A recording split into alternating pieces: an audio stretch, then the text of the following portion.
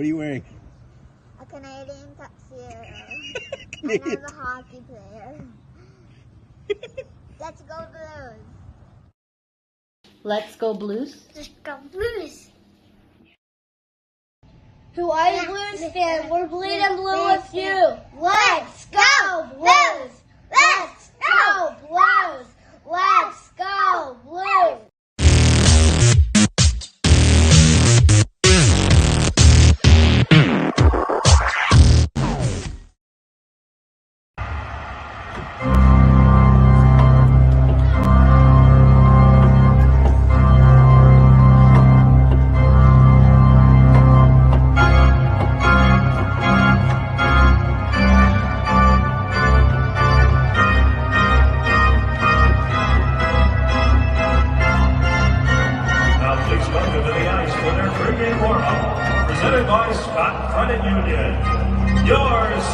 BlueNote fan report. It's a Monday. When was the last time we had hockey on a Monday? I mean, I have to look at this. I think we'd have to go back to last season. I don't think we've had hockey on a Monday this season yet. But it's a holiday Monday, so we got hockey. Maybe I don't know. Maybe we did have some in October. No, I don't think so. I don't think we've had hockey on a Monday this season. Uh-oh. Gina's here, and Gina's number one. You're number one, Gina. First one to put the like in the air. Thank you. Thank you. Last couple games, not as many people been watching. Got an announcement later today. Probably in the first or second intermission. I'll put it out there.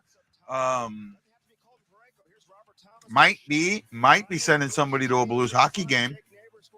Maybe. We'll see. We'll talk about it. Wow. Everybody's running away. Running away. This is the worst show on the internet. Yeah, thank you, Gina. I'm struggling today, girl. Just being honest, struggling today. Haven't been sleeping very well. A lot of bad dreams been attacking me, so I'm constantly exhausted. But I'm going to be here today. I'm going to try and be here as long as I can. Hopefully, more than 3 people show up.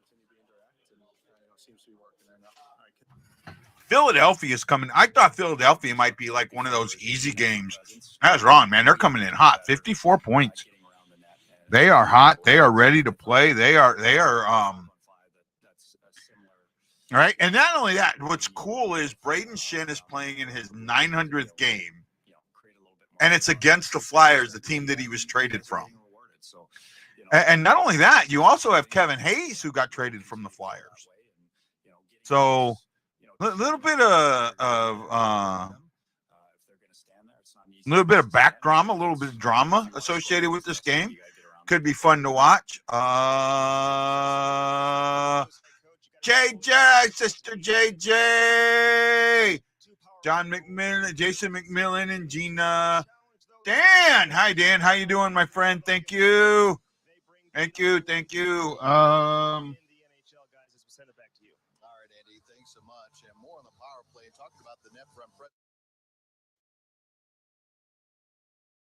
You guys didn't tell me that you could hear that, but I got it figured out. Here you go, Dan. Let's go Blues. Let's go Blues. Let's go Blues.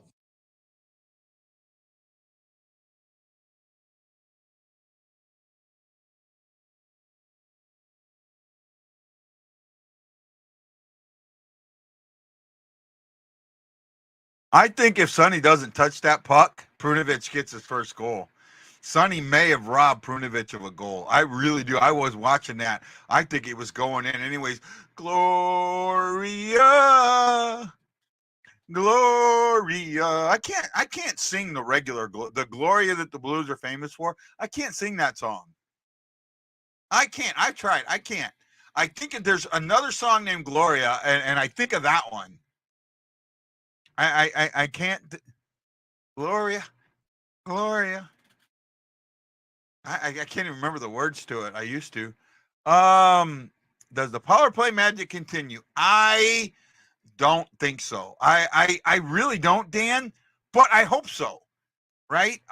It's been better of late. The moves have worked, but it's just so far behind.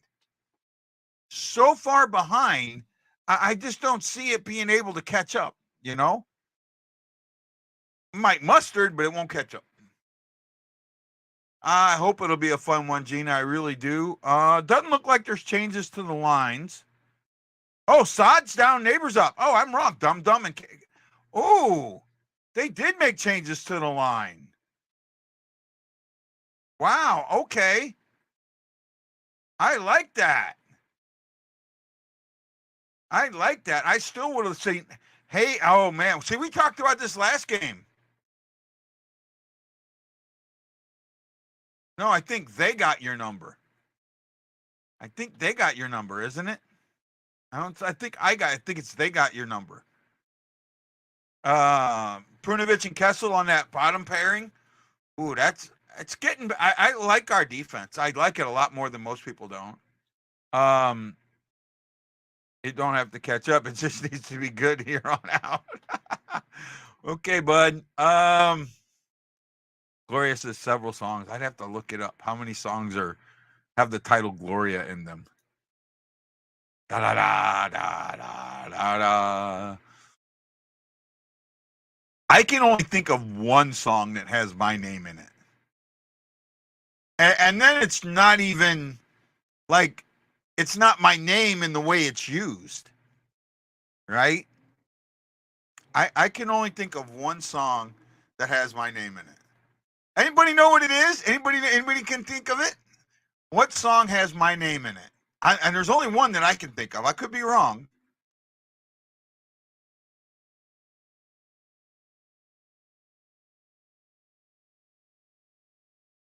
I'll wait and see if anybody catches it.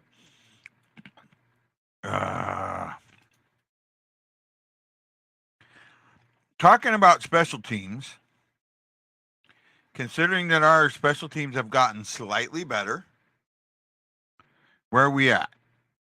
So we have moved to 30th at 13.3%. It's the highest we've been. 16 for 120.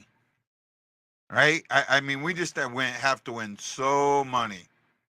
No, not that. Well, that. I wouldn't count that. Not something. I wouldn't count that. Hi, E. Oh wow, the Philadelphia power play. They're last in the league at 12.4%. We jumped them. They're as bad as we are. They have the best penalty kill though. Wow, I don't think that's ever happened before. A team have the best penalty kill and the worst power play. Wow. They have 10 shorthanded goals. We have 9. Maybe we could pick up one against them. Both teams have they've allowed 2. We've allowed 4.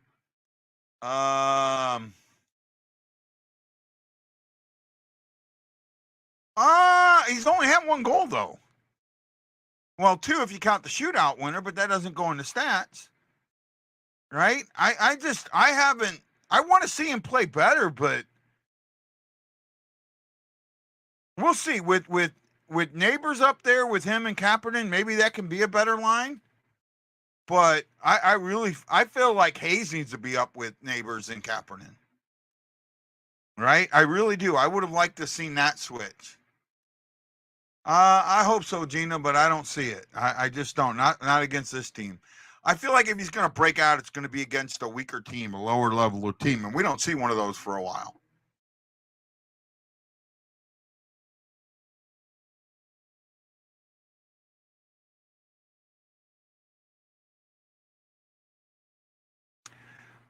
Like I said, I don't care if we wind up in the low 20s, high teens. That means we got it figured out.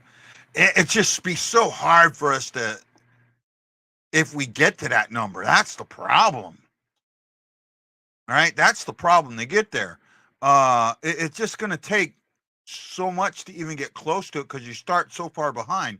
It's like when like the Cardinals when they had that this season they had that big long losing streak at the beginning of the season.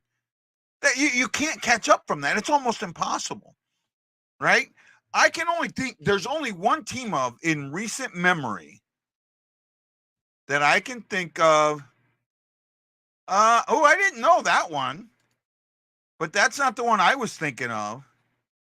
I've never heard of that one. I'd have to listen to that one, Gloria. I've never heard that one before.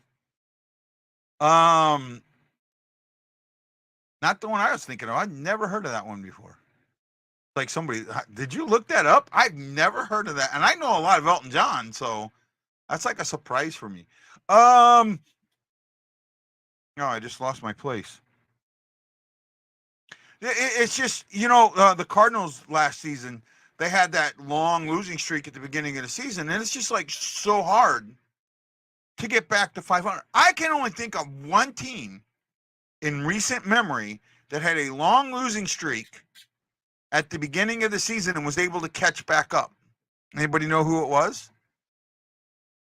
Let's see if anybody remembers or knows who that team is. I can only think of one. There might be others, but I can think of one. Yeah, he has. And he's actually thriving under Bannister. Hayes is thriving under Bannister. And that's, I think that's huge. What got me, and I thought about this, and I talked a little bit about it last game, with that trade,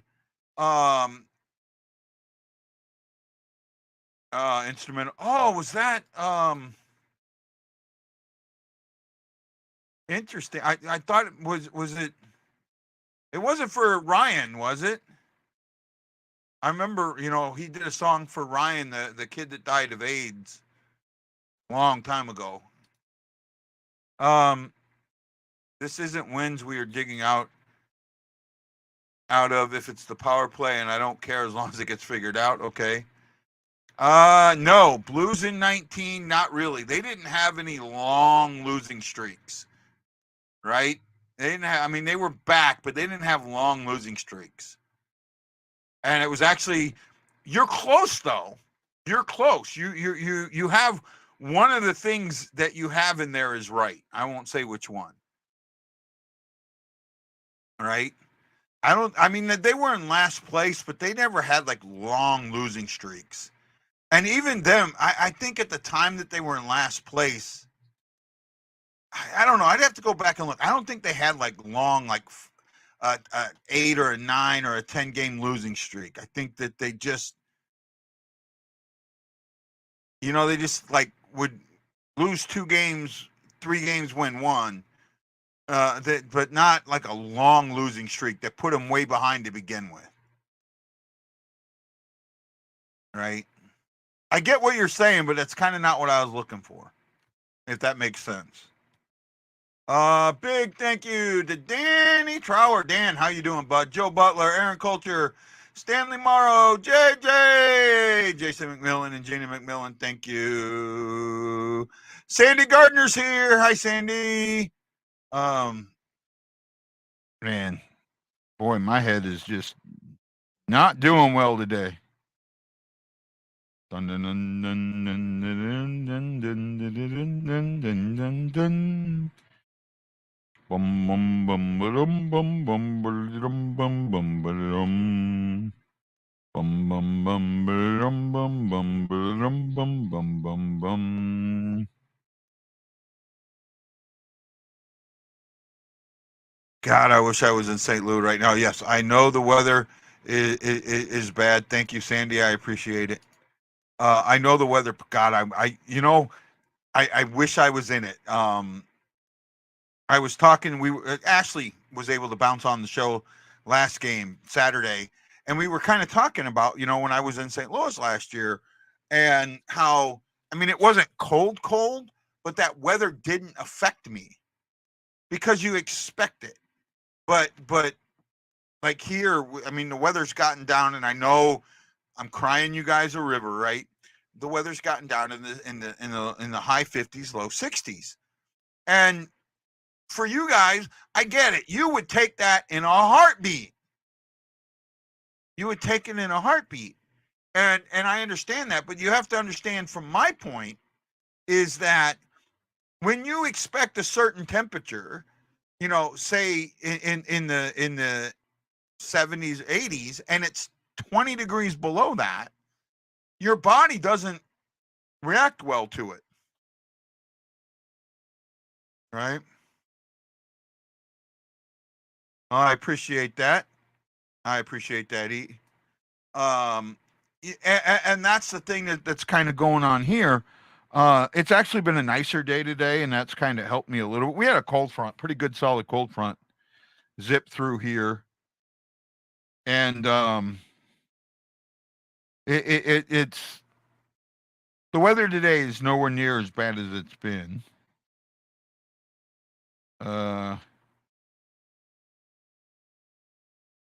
But the low is in the lower 60s, so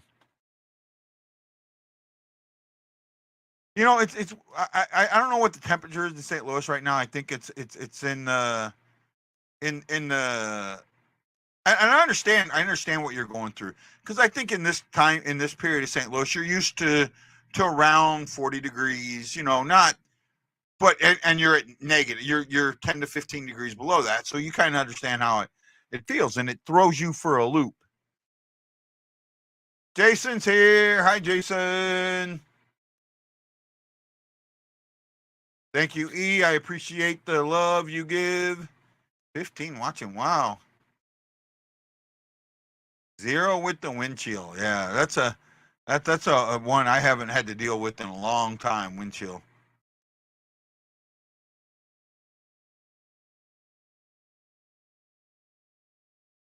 I have a feeling Kevin Hayes is the guy that could go off tonight. Right?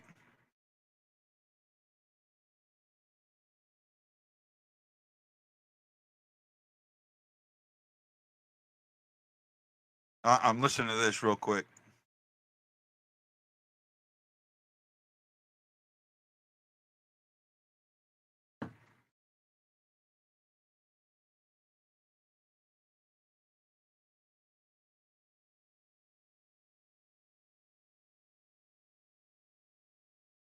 Wow.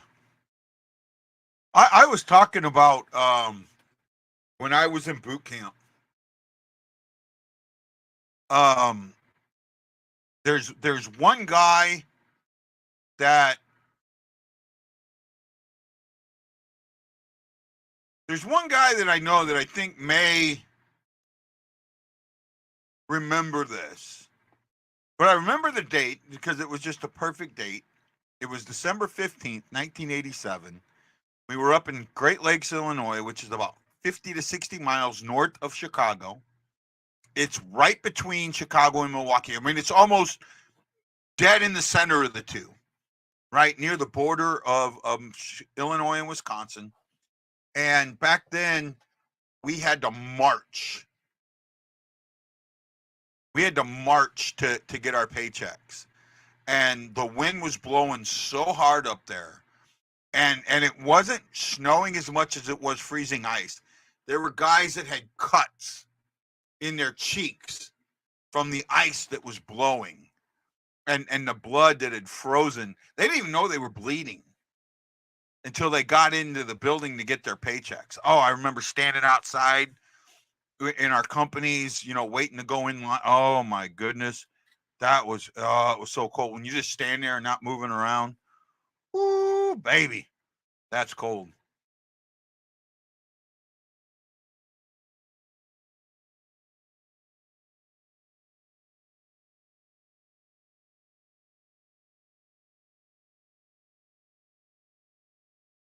If you got a deep enough lake, ice fishing might be good now. I've got a good feeling about tonight's game. Uh-oh, that scares me, Darkness. It scares me, bud. Well, Matt Lowe's not here, so he's not the one putting the negative energy out there. And you guys know I love Matt Lowe, right?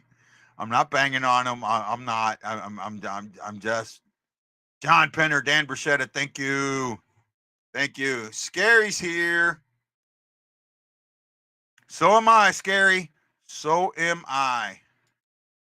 I actually think St. Louis gets a bad reputation. And St. Louis is a blue collar city. I mean, it is It's right up there with you. You think of any of the major blue collar cities, right? And the ones that come to mind to me: Philadelphia, Pittsburgh. Um, those are the two big ones. Anybody else got another like blue collar city? Right? Maybe not Chicago. No, in many Milwaukee. Milwaukee. Those St. Louis is right there with them as a blue collar city, and yes, sir, yes, sir. And because it's a blue collar city like that, sometimes it gets.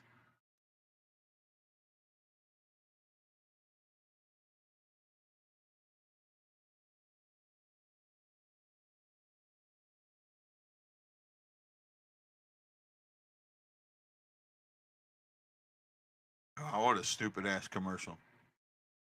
Baltimore, maybe. I think that's like on the edge of one. Boston, I think you could call kind of a blue collar city. Maybe. I mean, I've been to Boston. It didn't feel that blue collar to me. Felt a little more white collar, but uh, Tulsa, maybe. The cowboy cities, the western cities, they don't feel like blue collar to me. I mean, I just feel a little dirtier to me. That's all. Lincoln, Nebraska. Nah, Lincoln does not feel blue collar to me at all. That feels straight up white collar. Believe it or not.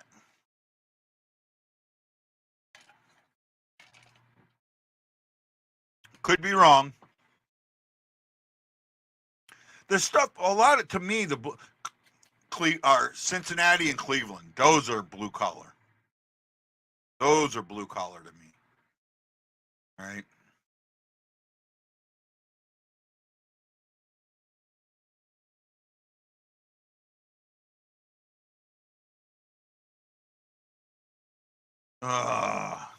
Where are we at? We're almost there. We're almost a puck drop, about 10 minutes away.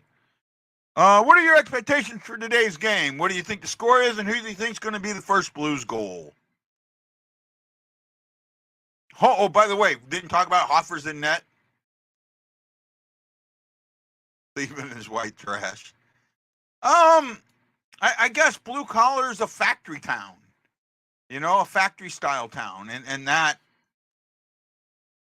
middle class. Upper lower class, lower middle class. That's a blue collar town to me, right?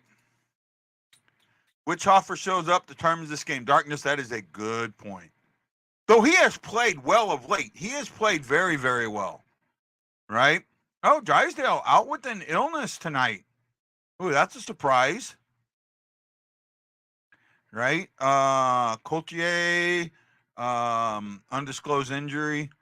Oh, don't know what that is.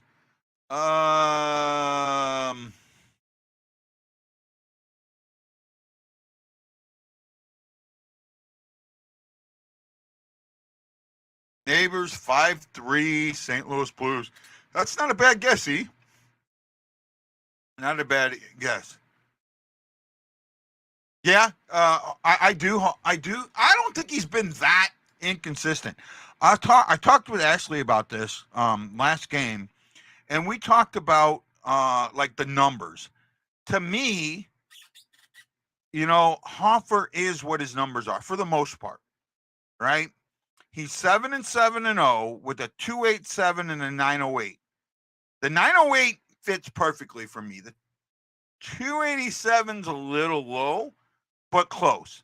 Now Bennington is 14-11-2 with a 3.04 and a 9.06. I'll tell you straight up, Bennington is better than those numbers. He's better than the 3.04, and he's a lot better than the 9.08. Right? Is that 9.08 or 9.06? 9.06. He's better than that. But I think Hofer's a lot closer to his numbers. Now, I think Hart is going to start for the Flyers. He's 11-8-3. with a 270 and a 911. They also have Urson, who's 11, 5 and 3 with a 233 and a 910. So who knows who you see? I mean, you could probably see either one of them in that. So I don't know, right? Uh,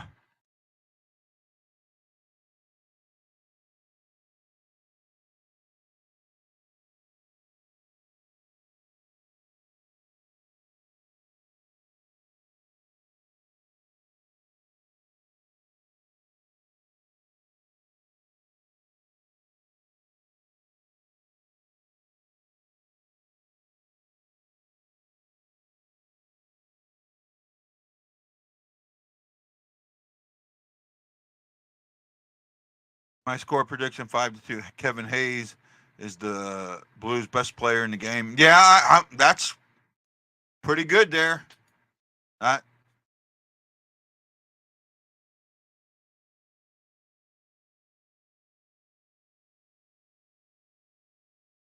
my thing with Joel, as long as he doesn't give up an early goal, that's the thing. When he gives up those early goals, that just sets us back. Now Bennington's done it too.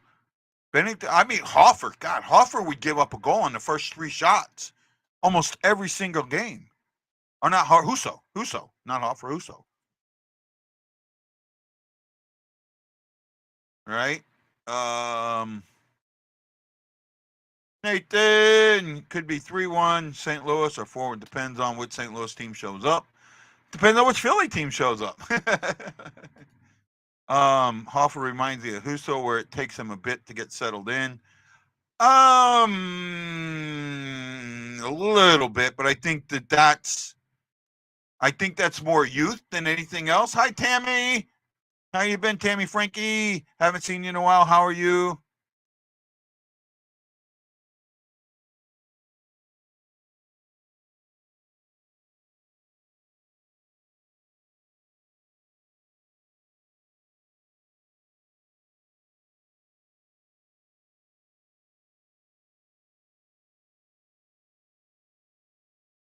Na na na na na na na na na na na na na na na na na na na na. We're gonna be watching some Blues hockey. Let's go Blues! Let's go Blues! Let's go Blues! Nathan says, "I'm not sure Hofer is the future in goal." I disagree. I think he is. But the future in goal is bright, no matter which way you look at it. I mean, they have got some young goalies down below. Zerzinko, Ellis. There's one more. I can't think of his name right now. Crowley, I think it is. And I think there's one more. They've got the Blues in the goaltender system. In fact, the Blues farm system right now may be one of the top in the league. I think that the future is so bright. Like I've talked about it. Next season, you're going to see a different team. In fact, I think you're going to see a different team come February. I see some guys on their way out. Kaepernick is probably not going to be here. Blaze is not going to be here. Who else? Scandella is probably not going to be here. Scandella, I can see them working a trade for him very soon. Like they did Bortuzzo, I could see that.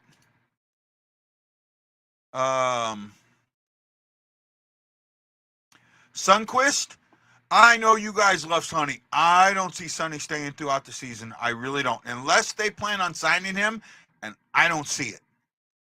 Right? The Walker signing, you look at Walker, Sunquist, and Blay as the same type of player. You were only going to sign one of them. You weren't going to sign 2 of them. And they signed Walker.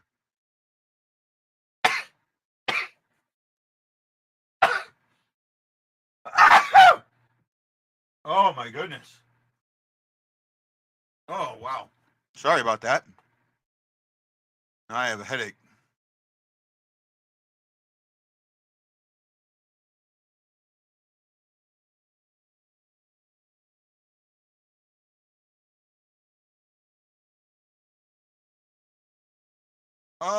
That's kind of a learned situation.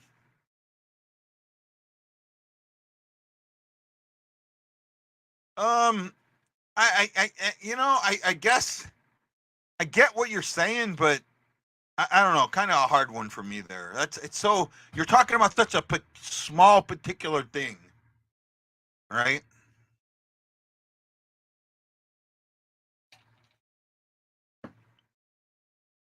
Looks like we're just about ready to go to puck drop. Anthony Davis, Tammy Frankie, Nathan Mares, Jose Figueres. Thank you.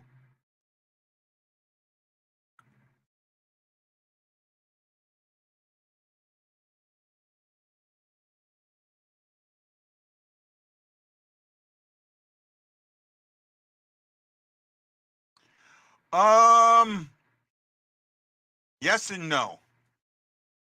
Yes and no.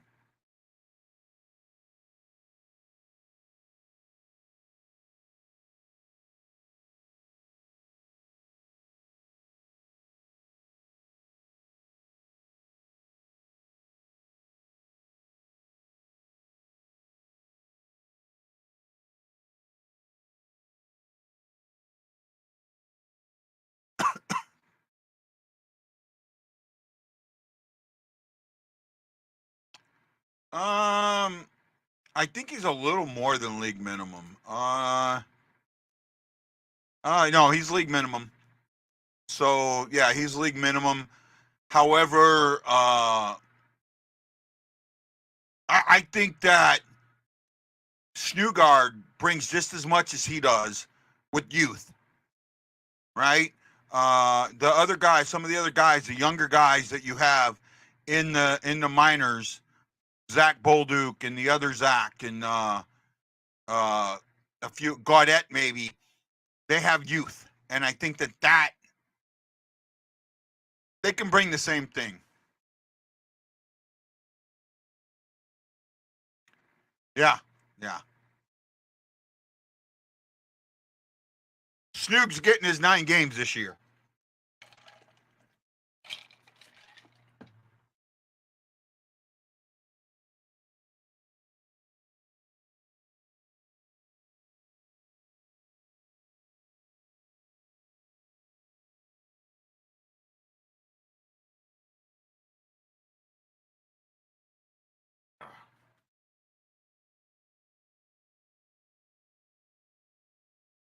Man, it's kind of warm in here. I'm sweating kind of bad.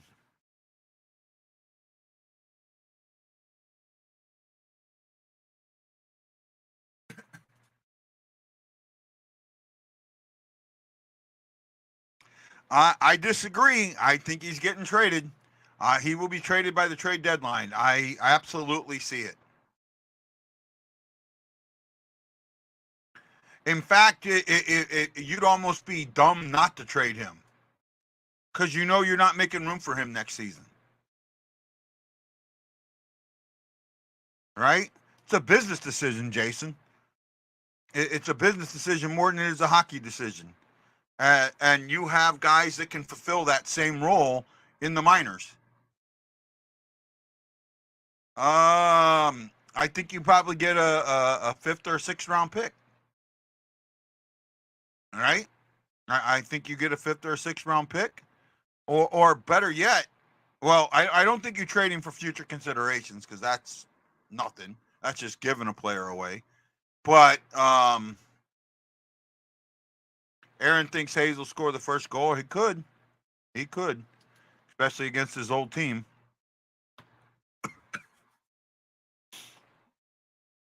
I just think right now.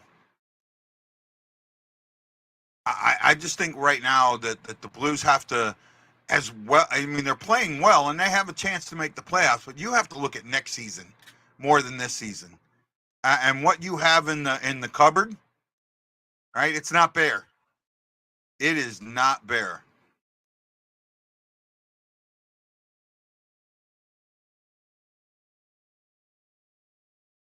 Yeah, and I don't think he's our best penalty killer. He's a good one, but he's not our best. And our penalty kill isn't like it's not lights out, bud. Our penalty kill's 20th in the league or something around that. It's in the bottom half. It's not like it's lights out. We're 22nd in the league, right? That's not, at home we're 27th. So to me, yeah, I mean that was what he was brought in for, was to help shore that up, and he did. But I just think that you've got guys that there's other guys that can take that role. I really do.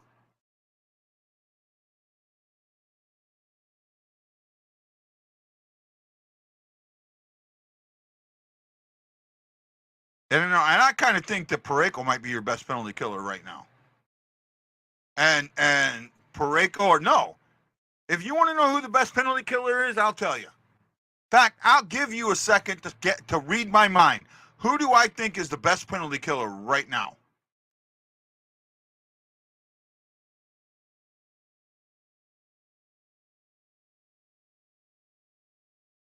I think Snugard's going to start on the fourth line. He's not going to go directly to the second or the third line. There's no room for him. Nope, not Benny. And I don't. I'm talking skaters, not the goaltenders.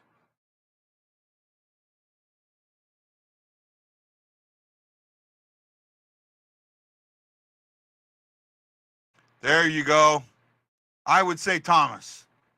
I would absolutely think Thomas is your best penalty killer right now. All right.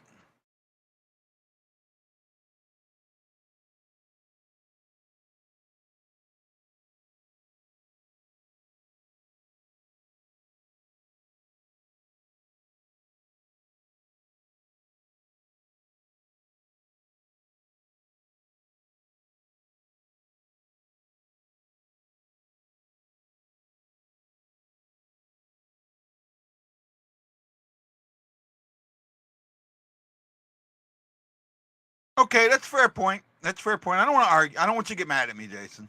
I don't want you to get mad at me because I'm arguing with you. Because I argue just for the sake of arguing.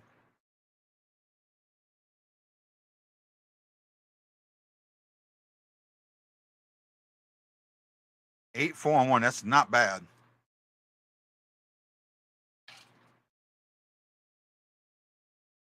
Torts. I wonder if him and Hayes said something to each other before the game.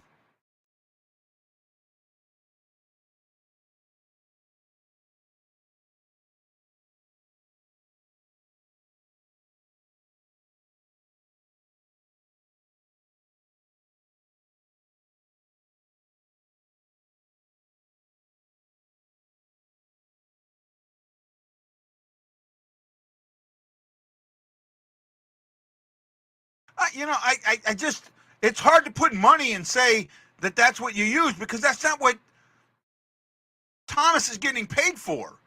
It's exactly what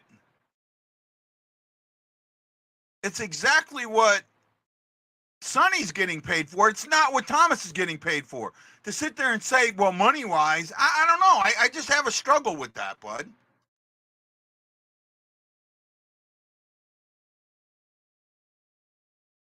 Oh, Kepperman, nice forecheck there. Oh, Hart is starting. I didn't pay attention to that.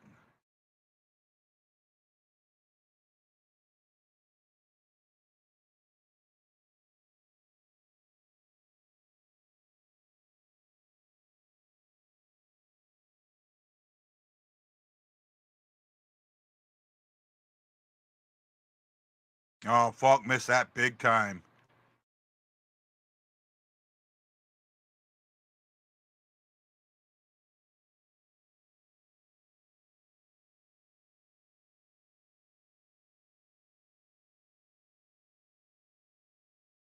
Two on one.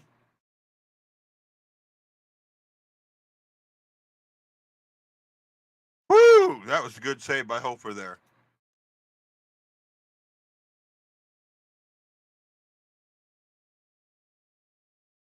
Um, I agree there.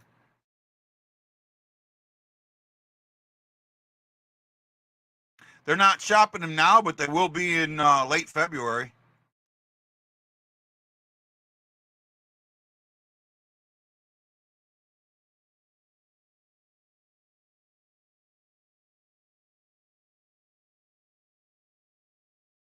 How many UFAs did we keep last season?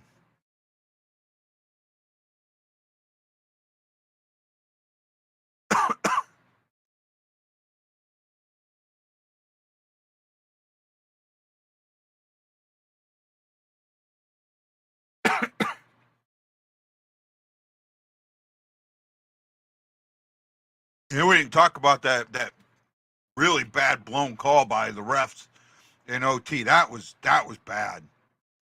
That's why I keep advocating for that fourth ref that can sit there and call that down and say no, we blew that.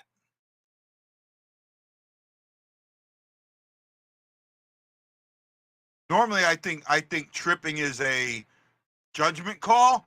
That wasn't a judgment call.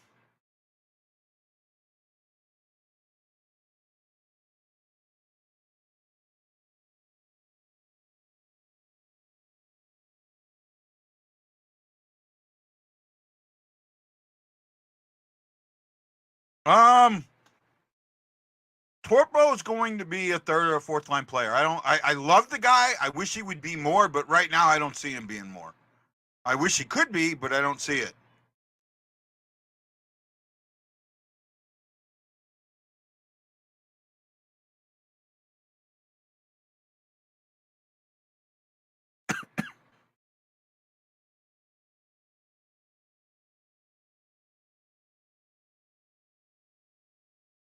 I get what you're saying, Jason.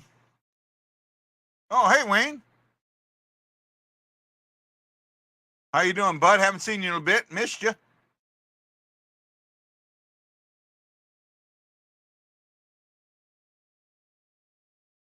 Oh, Letty waited too long.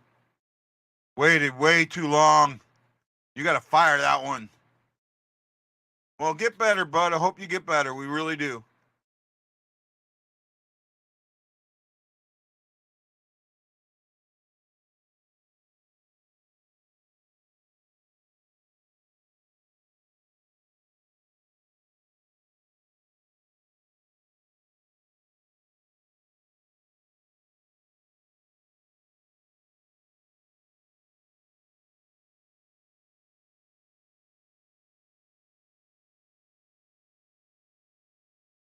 Oh, that's good, bud.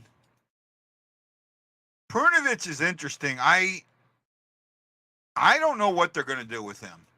I honestly don't know. I mean, he's played well, but he hasn't played up to, the injuries have really hurt him. I don't. Does he get another year? I think you do give him another year. You can. He's an RFA, But what do you? At what point do you, just go give it up?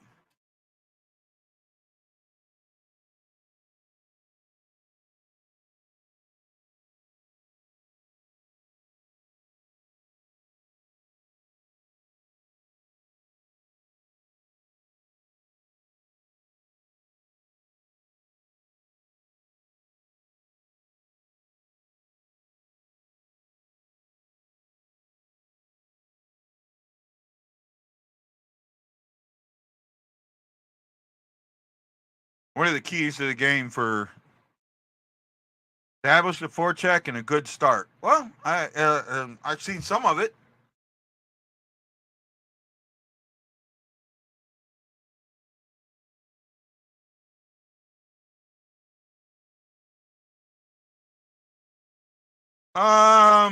He might file for it, but they'll come up with a deal. He's not going to get much more than what he's getting now. I mean, he's at the league minimum. I don't see him getting much more. I really don't. I mean, he's 25.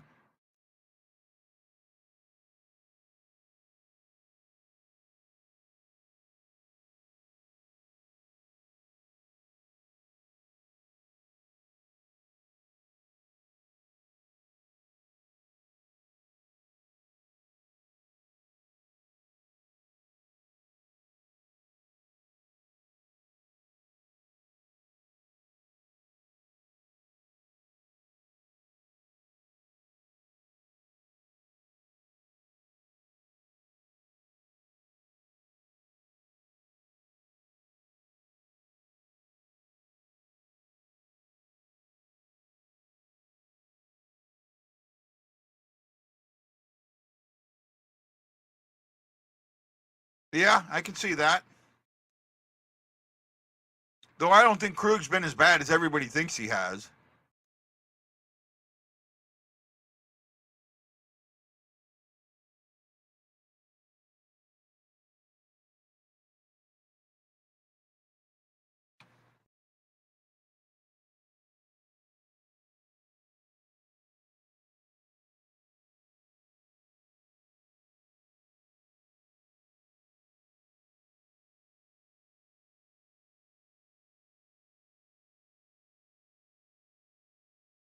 Well, Kyrou just broke the record. Consecutive shots, consecutive games with a shot. Hofer finally makes that. Yep, I just said it. Oh, he just needed to get that up, and he couldn't get the rebound. He gets the rebound, it's in. Good save by Hofer there. Strong save on both ends. Good goalie play on both ends.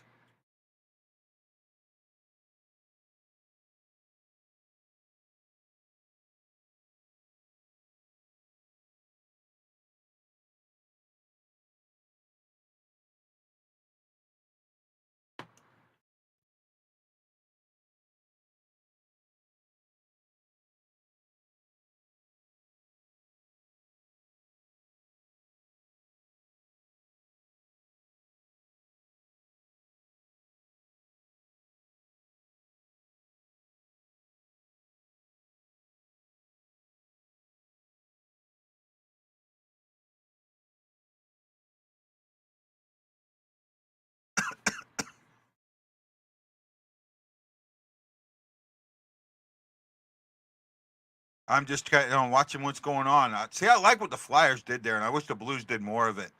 They took the puck back and regrouped, and then look at the moving the puck around. It opened some huge lanes.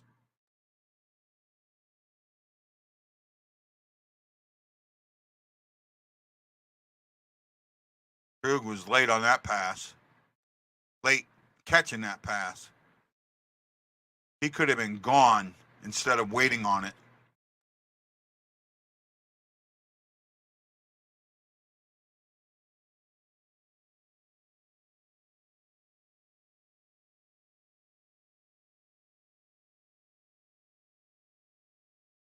Ooh, Kessel, nice little shot on goal there.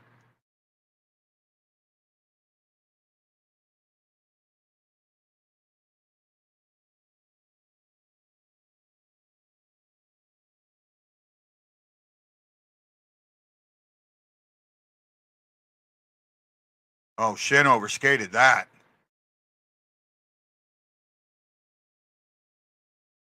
Oh, Hofer's on tonight.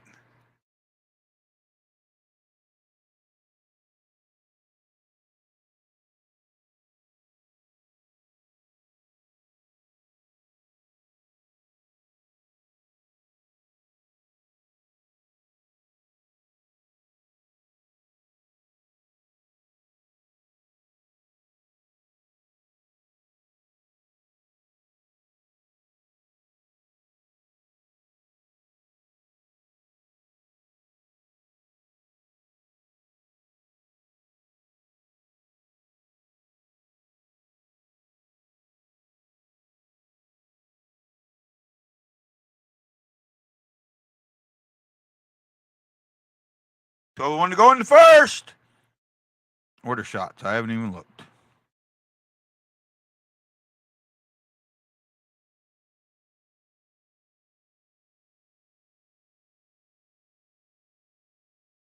Shots are 8-5 in favor of Philly.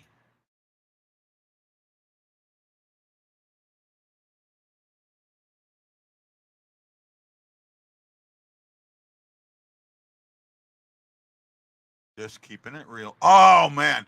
Every time I hear that, I think of a situation that happened a long time ago. Well, I say a long time ago. It doesn't feel that long ago. So when I was in the service, like my last year or so. So this had to be 2006. 2007, somewhere around there. And it was right after what they called IA, individual augmentation, came in. And this was when they were taking people and just sending them over to Afghanistan, right, to fill those roles there. And is Saad likely to move on this deadline? Not sure. Saad, no. Saad we've got for a while. Saad's got 2 more years after this year. He's got an NTC next season, or no, the last season of it, he submits a 12. So yeah, Saad's not going anywhere. Your UFAs, the guys that are possibly going to get moved, you have 4 UFAs, right? You have Kaepernick, Blaze, Sundquist, and Scandella, right? Scandella has a modified no trade clause. It's a 7-team no trade list. There's still a lot of teams that might take him. Now, you do have Barnum is right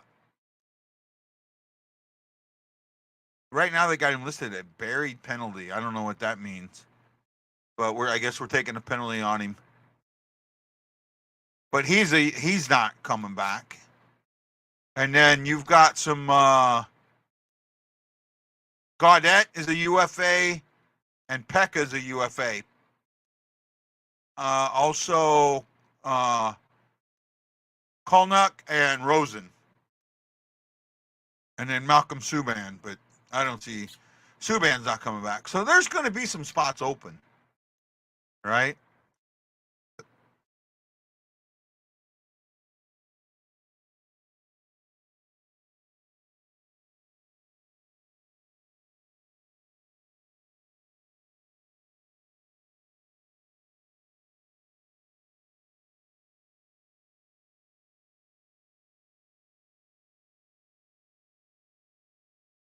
Oh, nice little interception there, Torp. Nice pass.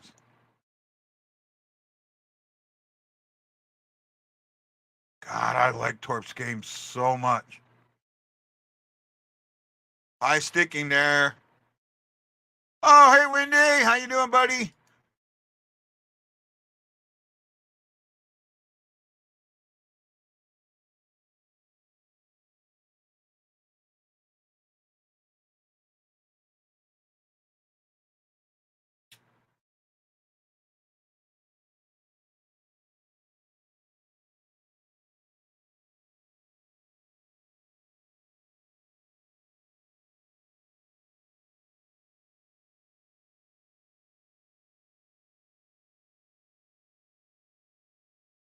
I actually started Kessel today, so I'm hoping Kessel gets his first goal.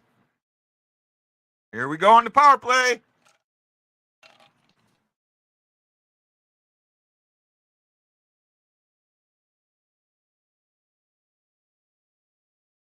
Uh-oh.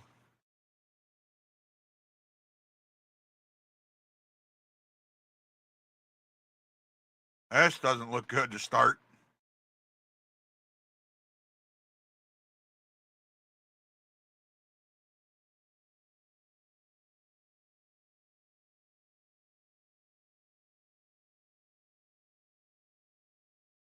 Wow, we should be 5-on-3.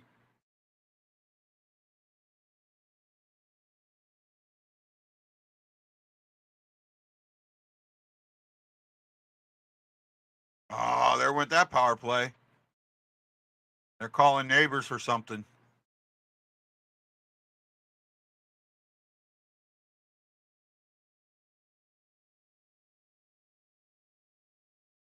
Oh, that's bad. Yeah, you can come on in intermissions, win. Wow.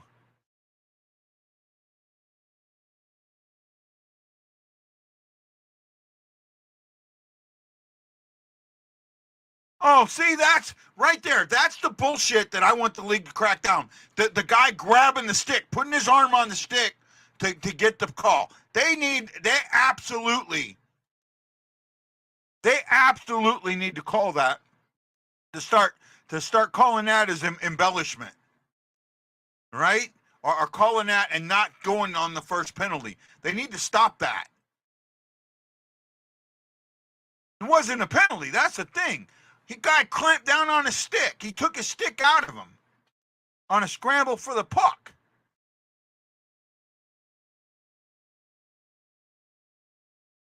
Four on four. Oh, he had his hand completely closed on that puck.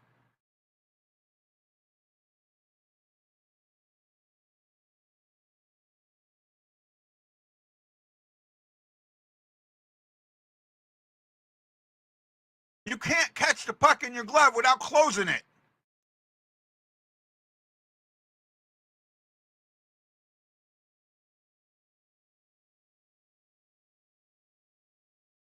I'm worried about the officiating already.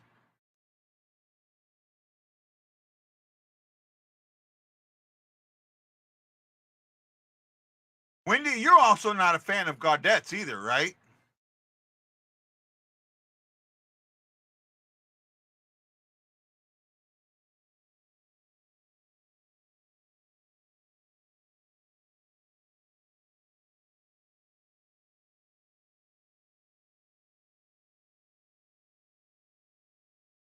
Yeah, well, they weren't bad in the last game until the end, but this game they've been bad all the way through. Oh, nice save. Oh, Hofer is on. Big save.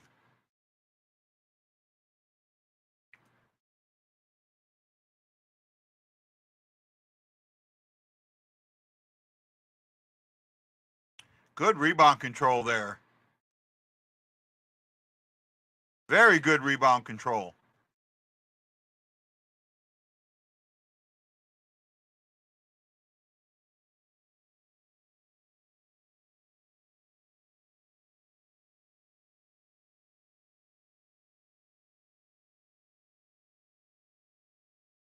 I mean, you miss a cross check, and then you turn around and call that hooking where the guy grabbed the stick.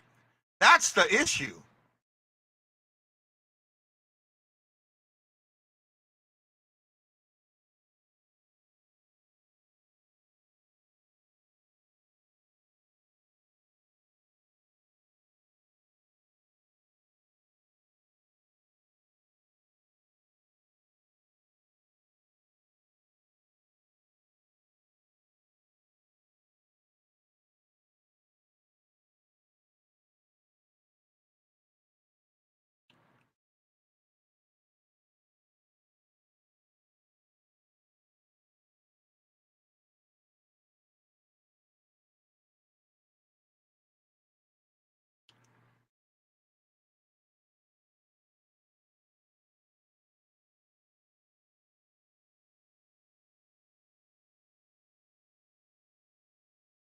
Well, I mean, good period so far.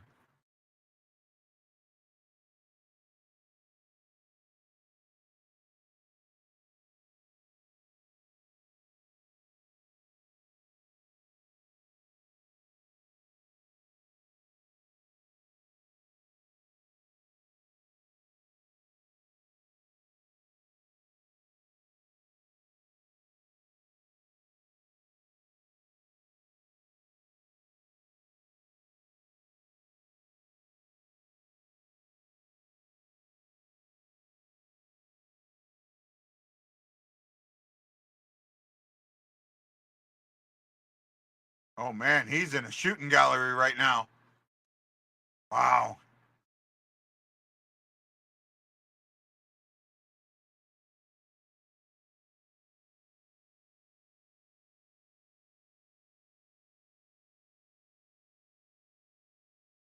Kaepernick finally clears it, but not deep.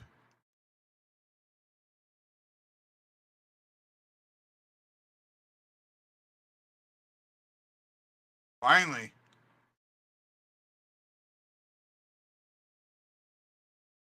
Get control of the puck. And then they just throw it and dump it in when you just did a change. That's stupid.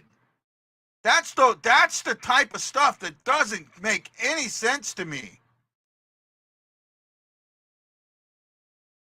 Ah, Pareko loses the puck.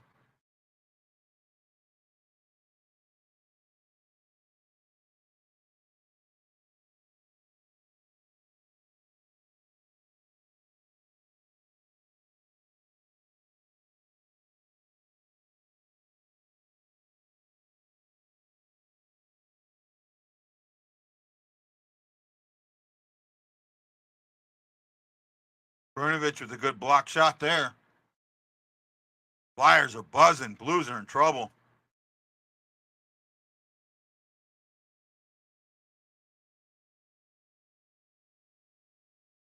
Look at that. Just let him come in. 5 guys right there, and they let him come in.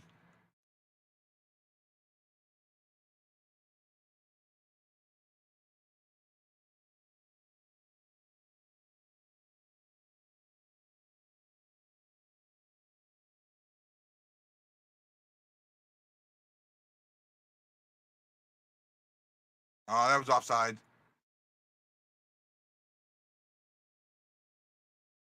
It's going to be offside.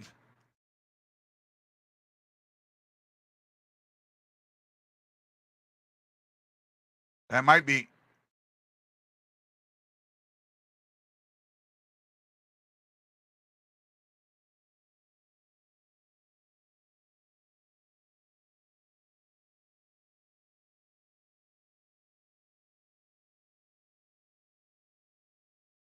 Oh, nice stick handling, Pareko. Get it out to Letty.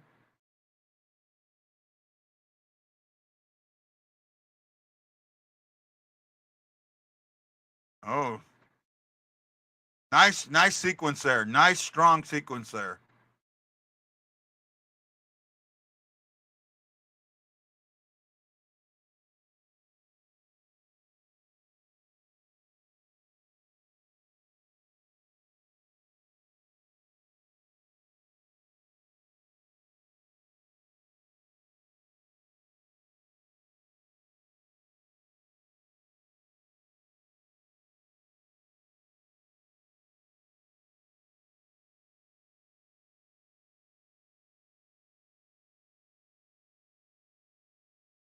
Anybody here? You guys with me? Anybody listening? Richard Henry, little Erickson Krieger, Sandy Gardner. Thank you. 3:22 to go. Scoreless game. Am I that boring tonight? I guess. I'll be right back.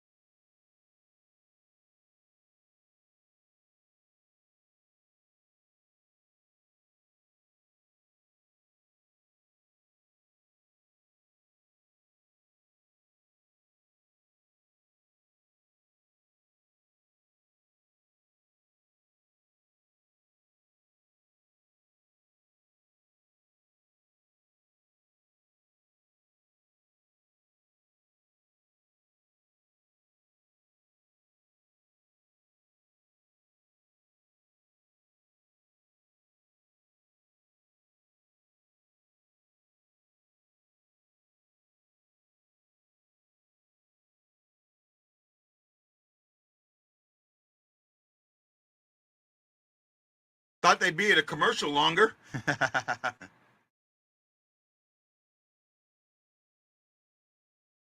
I don't know. That might make me struggle even more.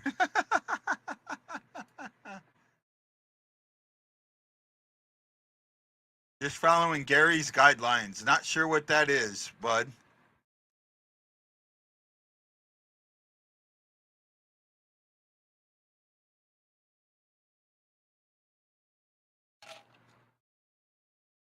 Looks like we're going back to the power play.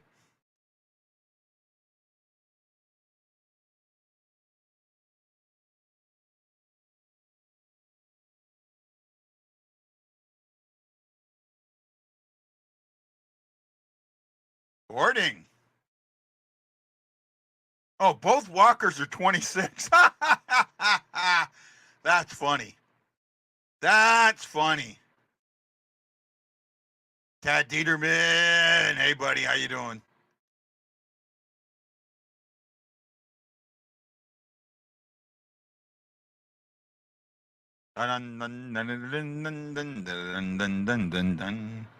You do a refresh to be fresh.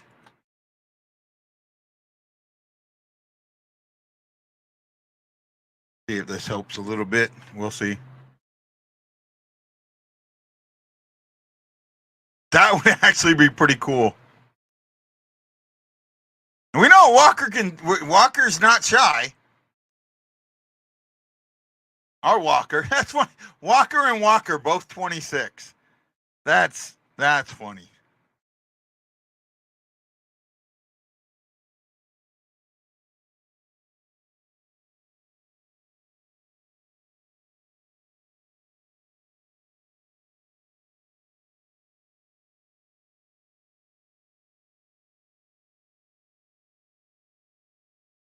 Need some power play points.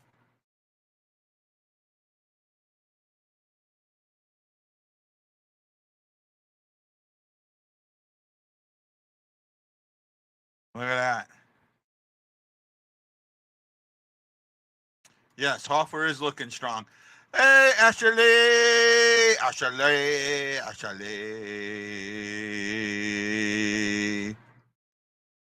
See if they can get the whole 2 minutes. Well,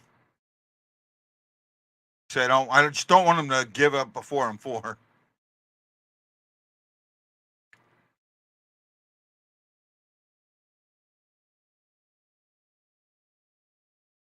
Another trip not called.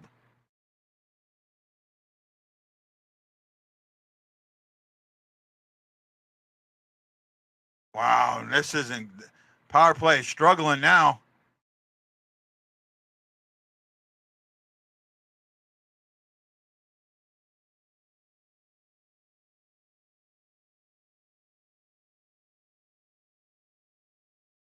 Wow.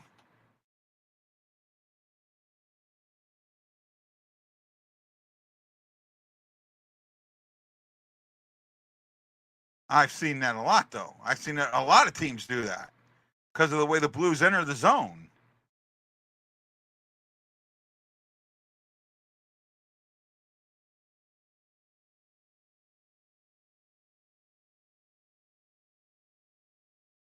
Ah.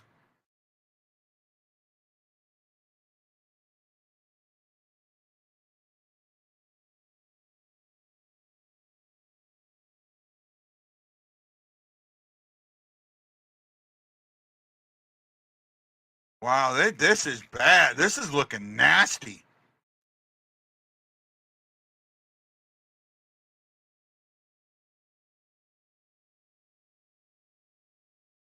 Schenn loses it. Wow, this is just a bad power play. Well, same old power play.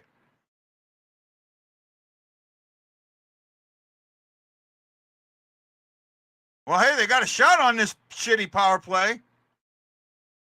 End of the period. Well, I mean, can't complain about the score. Nothing to nothing. Shots were 13-8. Might be 9. Might change, but wow, that you're giving up a bunch of shots again, and the power play looked horrible. So we had a huge conversation about Sundqvist earlier, and yeah, so I don't know what to say there. Oh yeah, they are. Absolutely, they're aware. There's no way you can't be. There is no way you can't be. Remember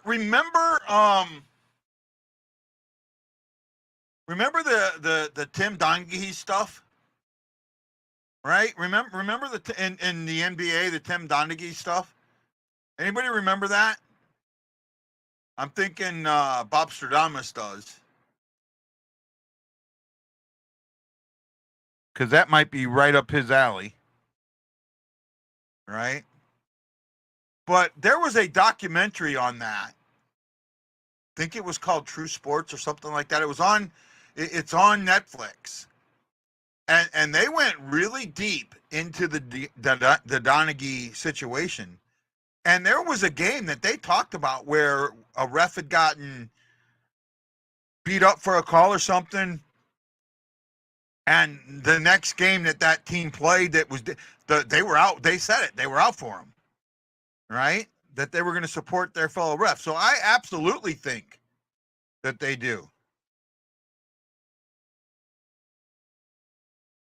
But the dump it in doesn't work that much. I've seen them dump it in a couple of times, and when they dump it in, they're not getting the puck back. And you might say that's not because they're not strong on the forecheck. It's because where they're dumping it in from and how they're dumping it in and a few other things. But when you have a guy, like the best way to dump it in is from the corners so you can get the puck to go around. But if you have someone there in the corners, you can't get it. All right?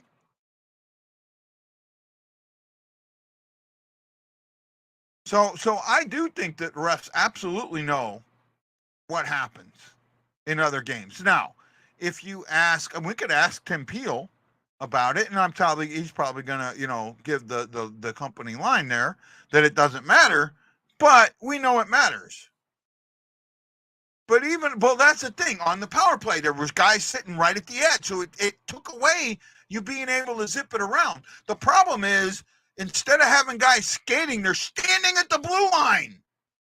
If you're standing at the blue line, all you got to do is cover the puck carrier. You need to be moving at the blue line so the puck has a chance to pass it to you to go in.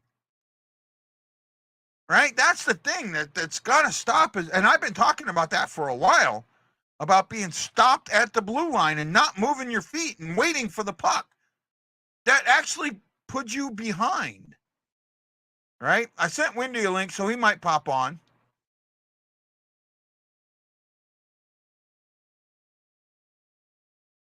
Well, I mean, yeah, we know that, but you look at this game so far, and you've already seen Kyrou get tripped once and cross checked once, and nothing called.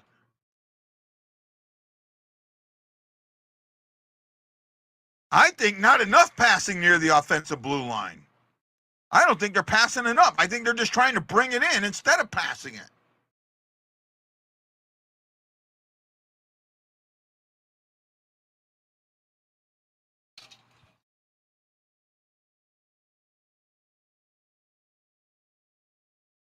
Yeah, 13-9 in shots.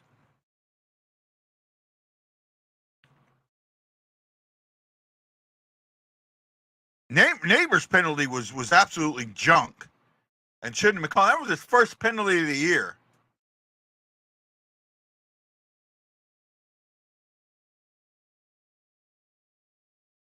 I will pay attention more, but I'm telling you, I think that they're not passing it enough to the blue line, that they're standing there waiting for it instead of moving their feet and being able to get that puck on going north and get into the zone that way with speed instead of having the team standing there waiting for you.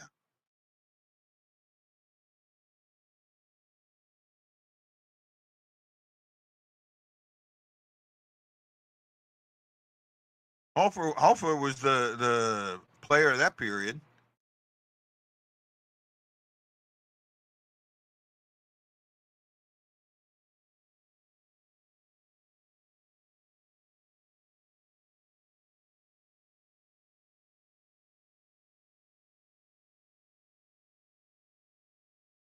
I'm just kind of listening to things here. So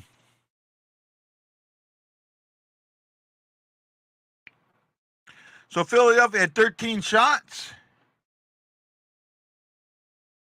and 27 attempts. The Blues had 13 attempts.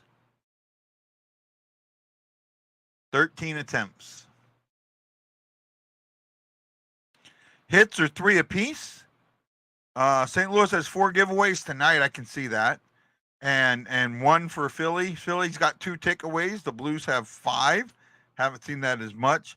Blues have blocked 8 shots. Philly's blocked 4. Philly is winning the face-off battle 12-2, 86% to 14%.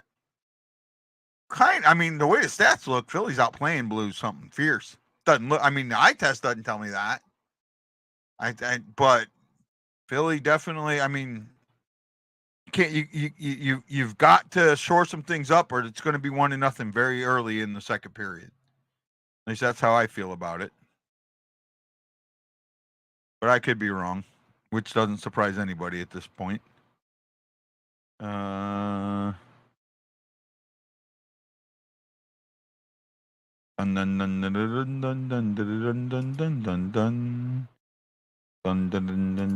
Okay, out of town scoreboard. There were some games earlier today. Only a couple of games going on right now, and I think there's 1 or 2 later. Buffalo beat the Sharks 3-0. Bruins 3-0 over the Devils. Not overtime for a change. In overtime, in a shootout, the Blue Jackets clipped the Canucks 4-3. In overtime, the Ducks over the Panthers. Panthers finally lose 5-4. Penguins 3-0 over the Kraken. Kraken have fallen back to earth. Kings 5-2 over the Hurricanes. The Wild 5-0 over the Islanders. The Golden Knights 4-1 over the Predators. The at the end of 2, the Canadiens and Avalanche are tied at 2, and we are the last game of the night. No West Coast game. It is 0-0 at the end of 1. Then I don't think we play again till Thursday. Yeah.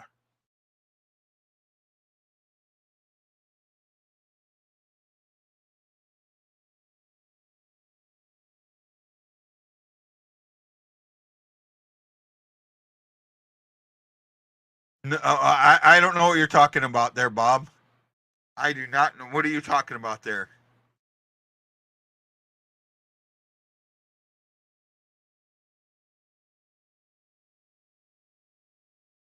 Oh, there he is. Sorry, Wendy, I missed you. I didn't hear you pop in. Oh, it's okay. So I got to ask you, and I know you got to be excited about this. I know you do. Did you see the video that came out of Chicago? I think it was yesterday or today. That Bedard's back on the ice. Yeah. That was today. Yeah. A week after jaw surgery. I mean, they are limiting him to what he can do on ice right now. It's just he could just shoot around, not do slap shots, but skate around, shoot around, just not do like stuff that will grind his mouth up. I don't wish injury on anybody, but that was the thing I was concerned about with him, and that's a tough one, man. Broken jaw. I mean, gotta.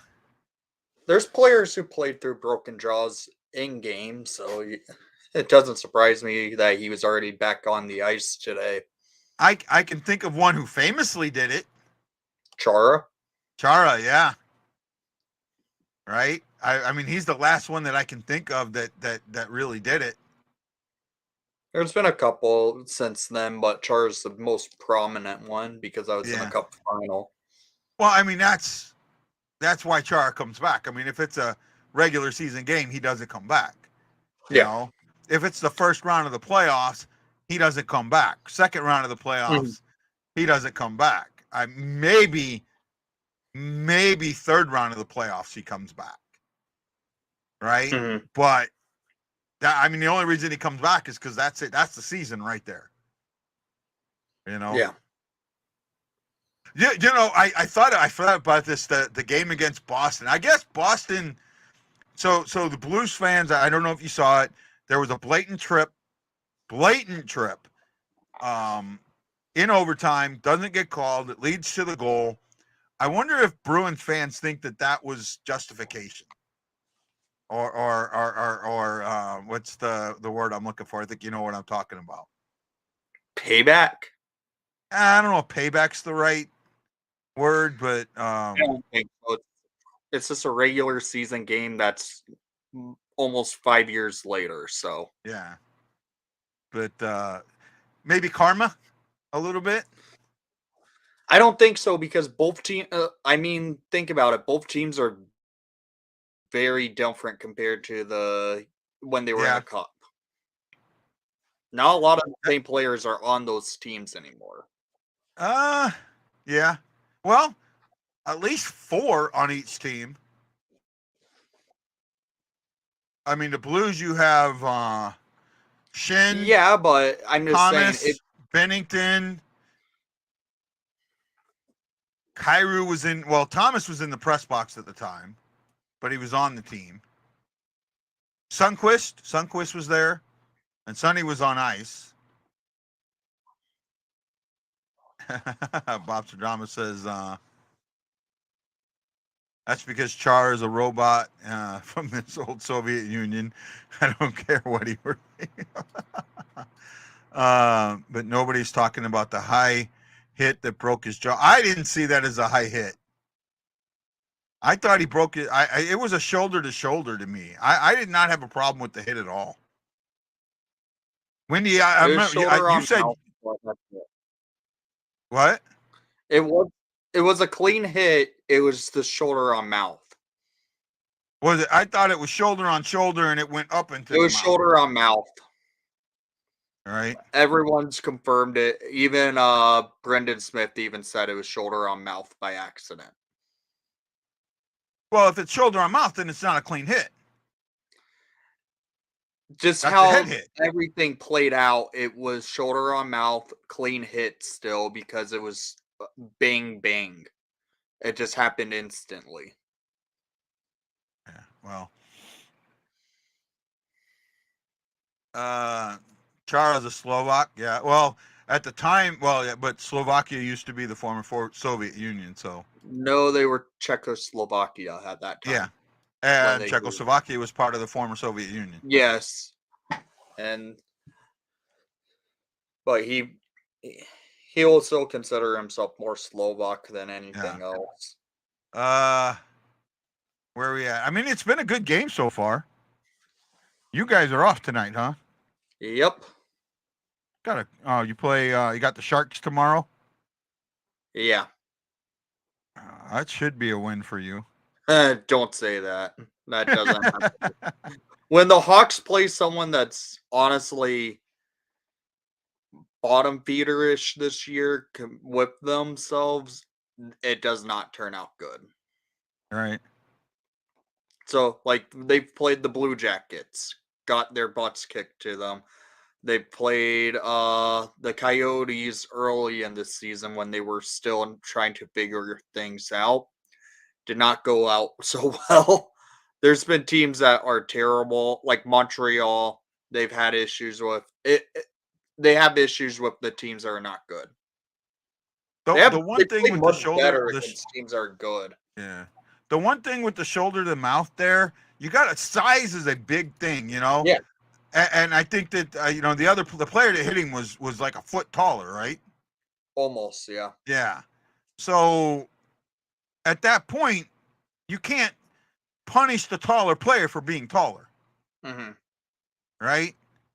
I mean, I thought he went for the shoulder. I thought he hit the shoulder first and then went up into the body, up into the mouth.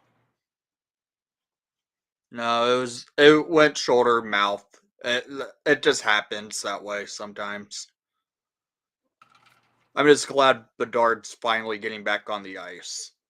Even though, hopefully I don't have to see him wear that ugly-ass All-Star jersey this year. Oh, no, he won't be in the All-Star game. The NHL still hasn't told the Blackhawks who are they replacing. Well, he's not playing, so they may replace him with somebody completely non-team related. It will be team related. Blackhawks may not get a representative. They will have a representative. Every team has to have one representative in the All-Star events. You talked about, you mentioned Kolnak better being a bust. What about Gaudette? I know you guys had Gaudette for a little while, didn't you? We had Gaudette for a half a season. He's very flaky. He doesn't do much but when he gets a chance in the NHL, he can produce. But he's an AHL player at best. Well, he's Oh, lighting it up in the AHL right now. yeah, that's how he is. If he's in the AHL, he produces. If he's in the NHL, he doesn't do much.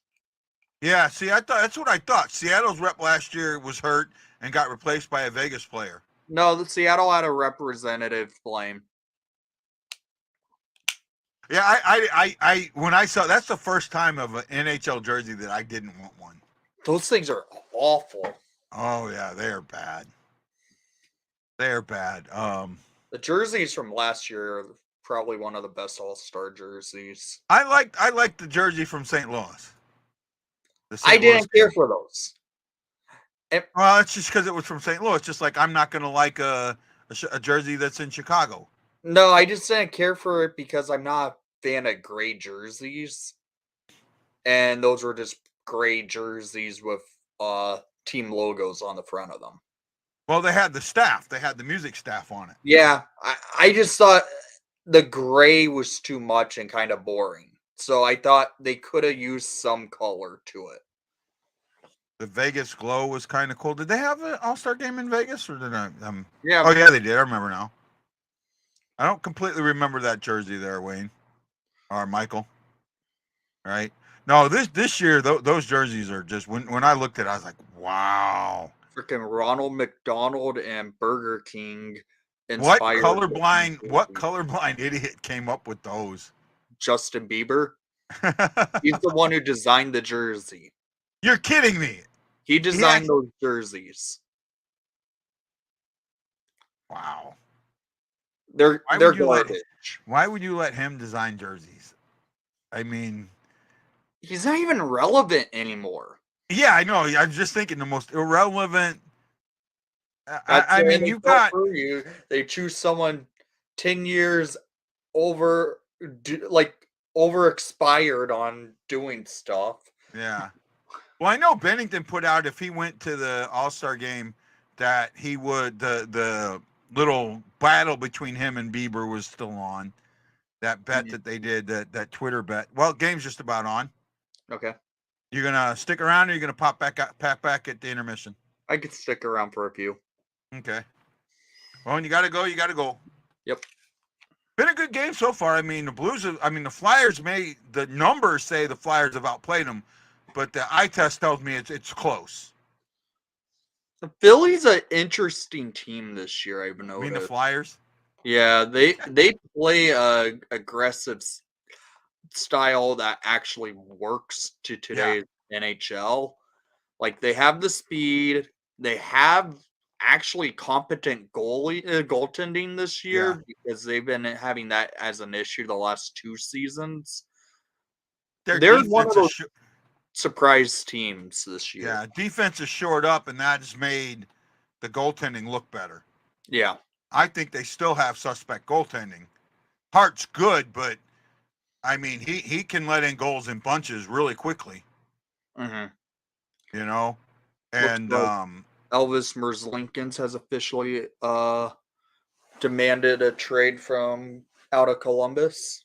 Oh no, I haven't heard that. That doesn't surprise me though.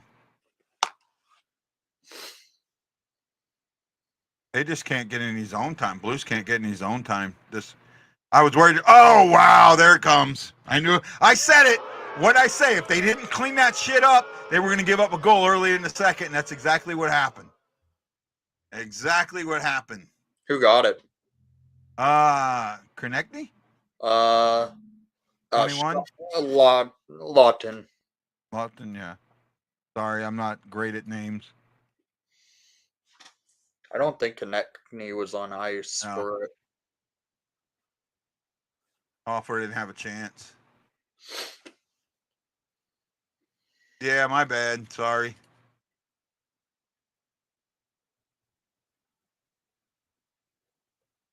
Created those jerseys. Well, Bieber, I think, has a 12-year-old mind. Yeah, I'm glad Bedard doesn't have to wear one of those ugly things. Have you what is his name now? It's slipping me. Oh, Brad. Do you know who Brad Williams is? I don't. He's a I don't. comedian. He's a midget, and he uses his own word for himself, or dwarf comedian. Yeah, I don't know him. Yeah. I'm sure if you watch any TikTok or reels, you've probably seen him. I don't really go on TikTok, so I probably Um, haven't seen him. So he does the thing where he talks about the top 5 dwarfs in entertainment, and he puts himself at number 4, and then he goes, number 5 is that chick, Justin Bieber. So good joke. It's a joke, and just the Justin Bieber joke I think of. Bieber's from Toronto, right? If I remember Yeah. correctly. Yes. Yeah. What did you think about the fan vote this year for the All-Star game? I feel like it was something that was missing the last few years. I wish you can actually get more of a chance to vote in like a John Scott type story again because Yeah, no. The NHL won't let that happen again. I mean, you can actually get that vote type of vote in now because they're letting you do votes through Yeah, Twitter. but they've stated you have to be on an NHL roster to be voted in. Votes for some player not on Well, an NHL roster at the would not time, count. at the time when that vote happened for John Scott, he was on an NHL roster with the Arizona Coyotes. He I was think, playing for wasn't the he like in the press box almost every game? no, he played about 50% of the games at that point in that season when he got voted in. Right. No, they've corrected that. I do know that. That's one of the things. They will not let that happen again. Because when he went to the All-Star game, he just wore an NHL jersey. He didn't wear a team jersey. Everyone wore NHL jersey. No, like he didn't have a team on his jersey. Yeah, that was how it was in that All-Star game. The skills competition, otherwise you wore your normal team jersey, but that All-Star year you had just NHL jerseys. But didn't they have like the team patch on the side of the arm? No, Thought so. I thought they've they always just had had that team patch the on there. All-Star patch that year. It's been a while since I've seen that jersey, so could be mistaken, but I'm pretty sure that's how it was.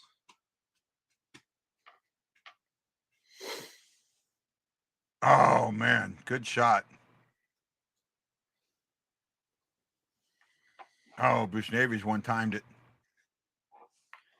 Ooh. Well, now it looks like they might be finding something.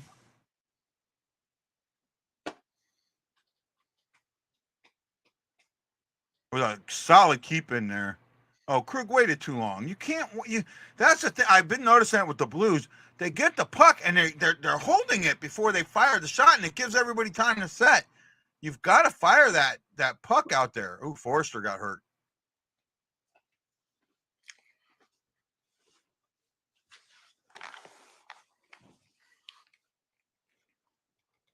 Icing.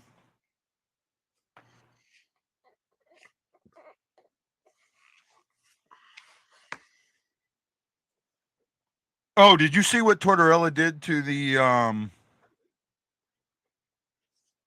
to the reporter in the oh man, I'm Kevin Hayes thing? No. Do you know about that whole situation? Yeah, I heard about all that situation. A lot of Chicago fans are even calling Philly fans a bunch of jacked out asses for doing what they were doing. About that. Well, yeah, but what happened? Well, so a former, I think he's a former Phillies player, maybe goaltender or something like that. Had his own. John Scott had the Arizona Coyote on his shoulder of his All-Star journey that year. I thought he didn't, because I kind of remember like he didn't have a team listed under him. He just had NHL. Because I remember everybody made a big deal about that. But somebody's mad at me. Wayne Hoarder's mad at me. He gave me the mad face up there. what was that? So this reporter gets on and he says that Kevin Hayes had talks with the Philly player, the kid, I forget his name, and that he had enough influence on the kid to make him decide that he didn't want to play with Philly. Mm-hmm. Basically, Hayes came out and said, look, I played golf with him one time and we only played 9 holes. We barely talked. Yeah. Right?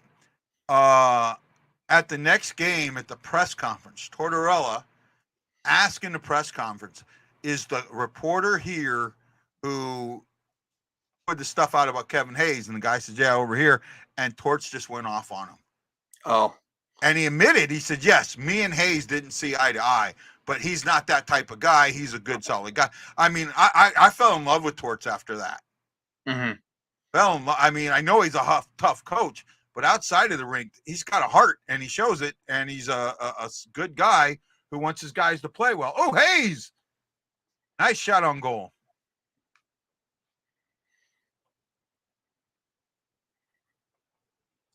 Kyrou set a Blues record this season, or this game. Most consecutive games with shot on goal. Past Tereshchenko today. All right. Because I think if you look at that All-Star roster under Scott's name, it just says NHL. It doesn't list a team. What All-Star game was that? I'm pulling it up. No, it was 2017. Yeah, John Scott's jersey, it had the All-Star patch on both sides.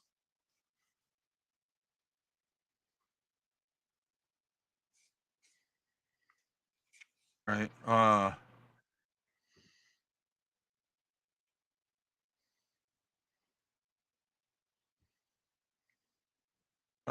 In an effort to avoid a repeat of 2006 fan, where journeyman, it was 16, where journeyman John Scott won the fan vote and thus the right to play in the game. Fans were given a predetermined ballot with players. That was when they started choosing captains. I hated that. Mm-hmm. Only choosing 4 players. Yeah. Right. So it was actually the year before. It was the 2016 game.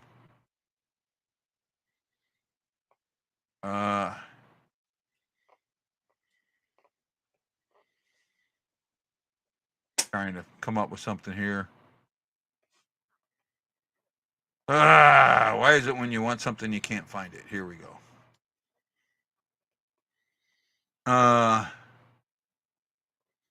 Rosters.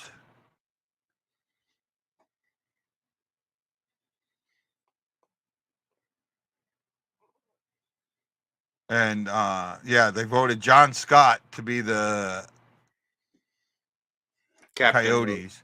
Scott received the most votes of any player, despite only having recorded 1 point in 11 games played with the Coyotes. Okay. Scott spent much of the season as a healthy scratch, scoring 5 goals in his entire career up to that point. Situation compared to Roy Fitzpatrick's All-Star campaign in 2007, which fans vote for a player who would not eventually be chosen to an All-Star. Despite this, both Scott and the NHL honored the results. Scott was traded out of the Pacific Division and demoted out of the league on January 15th in a move that sent Scott to the Montreal Canadiens, who in turn assigned him to the American Hockey League Ice Caps. The trade was expected to make him ineligible to serve as captain in the All-Star, but the NHL announced shortly after the trade that he would be permitted.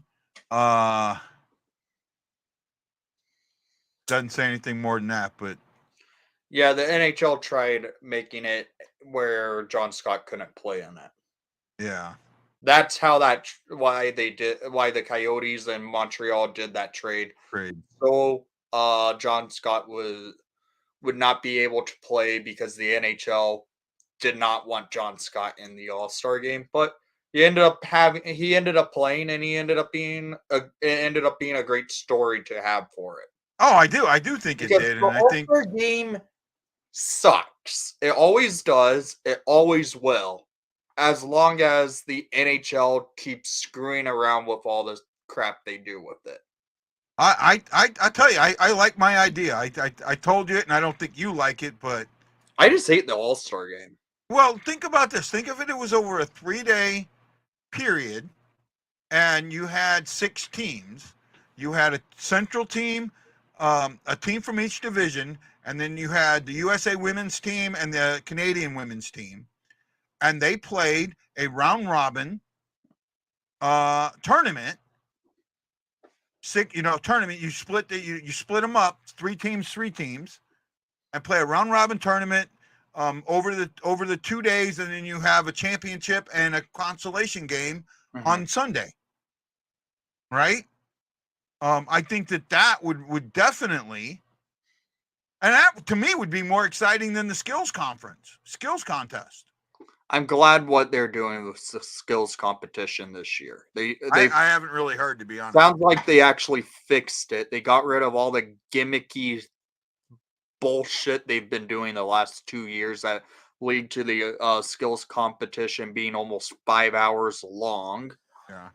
Last year was just poorly put together with all the pre-recorded stuff.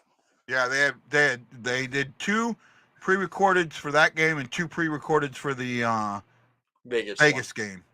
Yep, and they're getting rid of all of that. They're going to a true skills competition, 12 skaters on the ice competing for $1 million.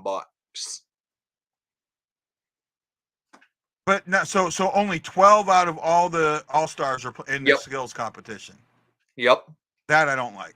That is voted upon by NHL Players Association.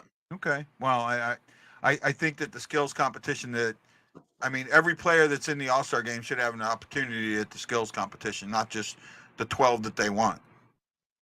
I mean, the Players Association voted for that. Yeah. Well, I get it. Because they were tired of all the bull crap from the skills competition they've been doing the last couple of years. I'm so glad they don't do the stupid digital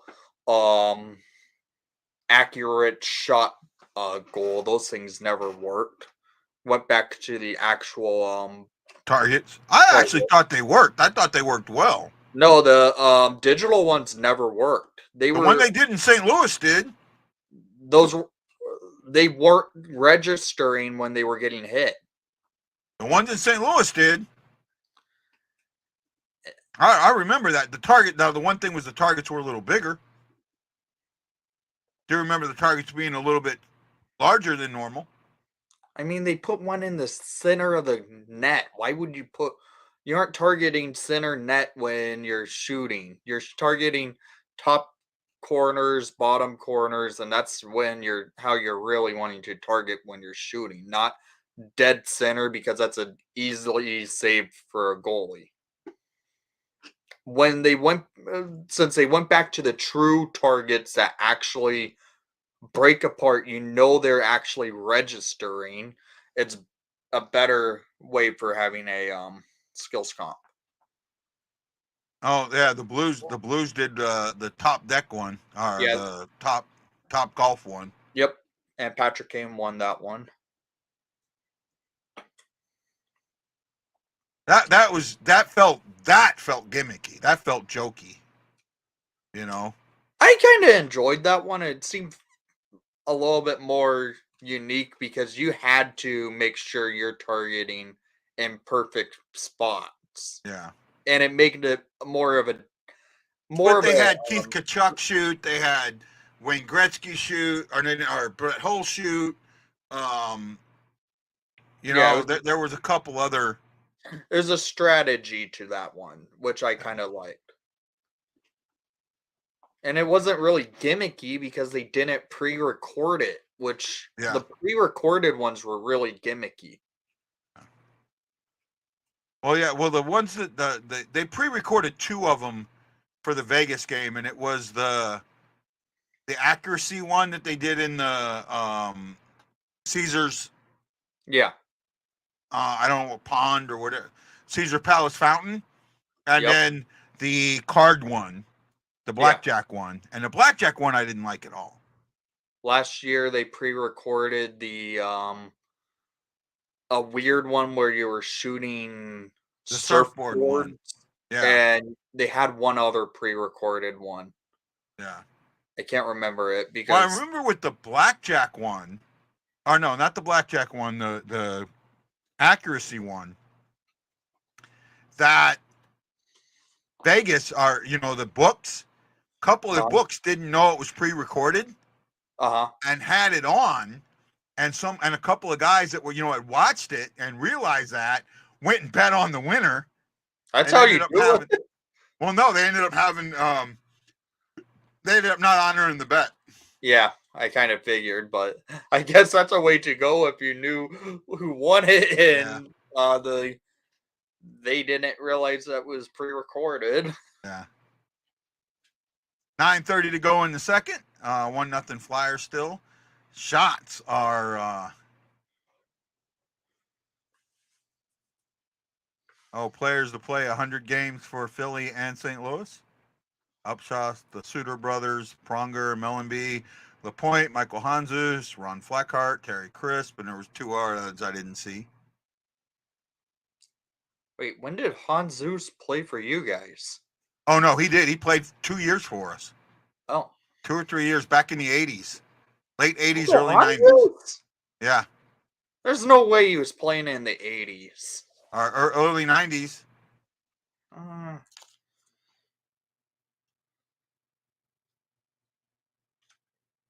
Uh, Philly's going on the power play. A little ahead of me there, Wayne. Kyrou, oh yeah, I can see Kyrou being in the box. He's frustrated. He's had everybody sticking him, and now he's getting called for it. Oh, come on, that's embellishment. That's embellishment. That's absolute embellishment. Didn't even touch his chin, and he's like, oh, that's embellishment. That's the 3rd time tonight I've saw embellishment by Philadelphia. Okay, so Zeus played for you guys from 99 to 01. Okay, sorry. Played for the Flyers from 03 to 06. Played for the Hawks from in 06-07, but came back to the Blackhawks in 12-13 and finished up in 13-14.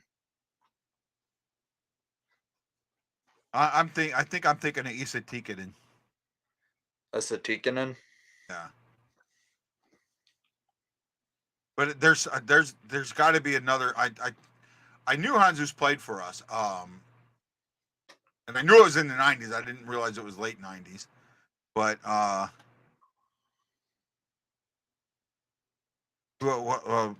we had another, like, there was some players that played for the Blues in the late 80s, early 90s that you would go, huh? You would scratch your head on a bit. Yeah, Tikkanen only played for you guys for not even a full season. He got traded to you guys at. Well, they had 100 games with us. No. With St. Louis, he only played 54 games. Okay. Thought they said he played 100. Might be counting. Well, no, wouldn't be counting. And he never played for Philly. Yeah. Huh? I said Tikkanen never played. Oh, yeah. No. Okay. No, Hanzus played 100 games for St. Louis. Mm-hmm. Stanley Cup champion Michael Hanzus.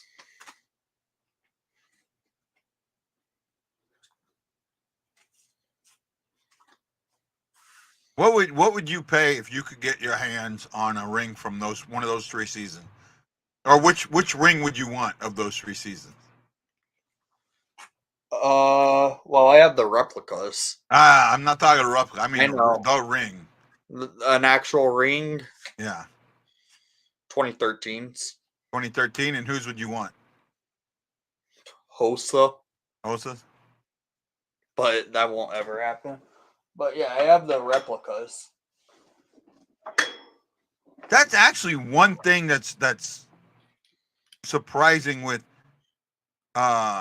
rings. I mean, you can get player rings from most of the sports, right? you look for NHL player rings, and they're almost impossible to find. Right? Yeah, I have all the replicas. Yeah. Like I asked a couple of players, and I won't say who, about their rings, and I straight up said, "Would you sell it?" And both of them, or the three of them, all told me no. Yeah, I wouldn't sell it. Right? And these were guys. These were not. These were black aces. Uh-huh. Right? But they still wouldn't give it up. Yeah, this one's 2010s. It's hard to tell because there's white diamonds all over it. Yeah. The reason why I would say 2013, the rubies, Oh yeah. Oh, that does look sweet. and then 2015, similar as 2013's is white diamonds.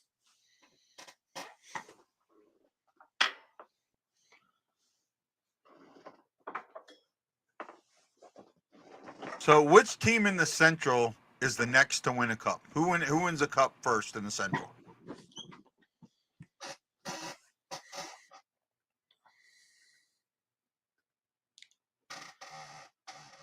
How they've been playing, they're playing ridiculous enough to actually that is really a sustainable type of hockey. I think Winnipeg could be a contender this year. They have they have a sustainable style of play that can last through playoff hockey. They don't have two goalies. They don't have two goalies. They're don't going need two to goalies in the playoffs. Yeah, but they're going to Their wear him out. Their backup is actually solid. Yeah, well, they're normally really good at wearing Hellebuck out, right? I could see Dallas win a cup.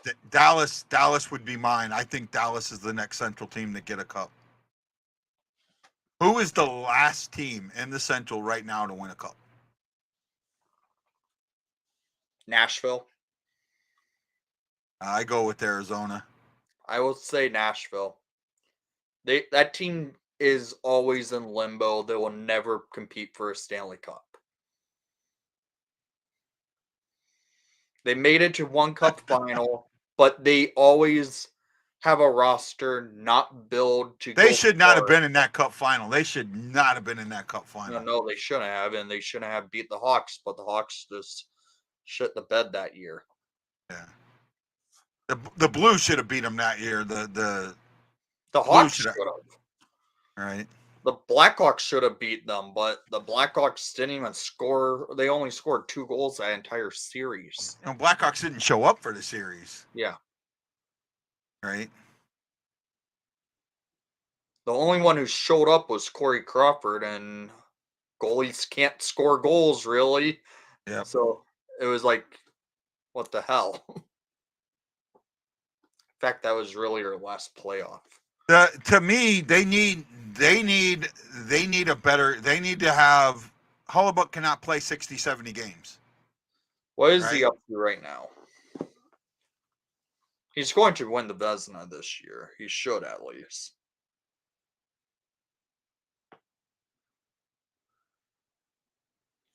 Connor Hellebuck. They're at like 43 or 44 games total. Yeah, I know. I'm looking up how many games he's played this year.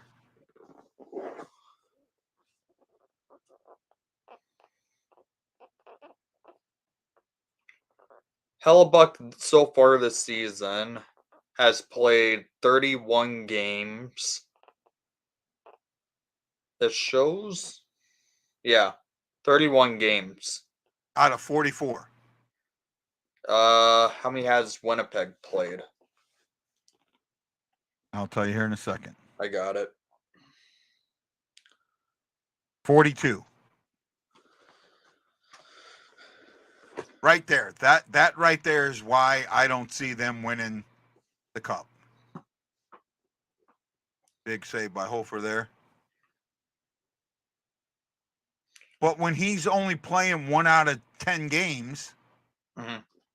right? 2 out of 10 games. You're already. What did you say? He's played 32, 31. 31. He's played 31 out of 42 games. So the other guy's only played 11 games. Right? You've got him playing what? That's like 80%.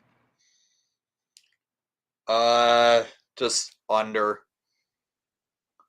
Just under 80%. That's not going to work.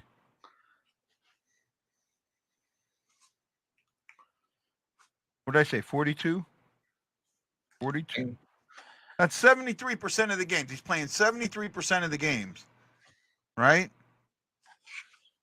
I don't have the stats on goalies, but I'm sure if you look at like next in line, it won't even be close.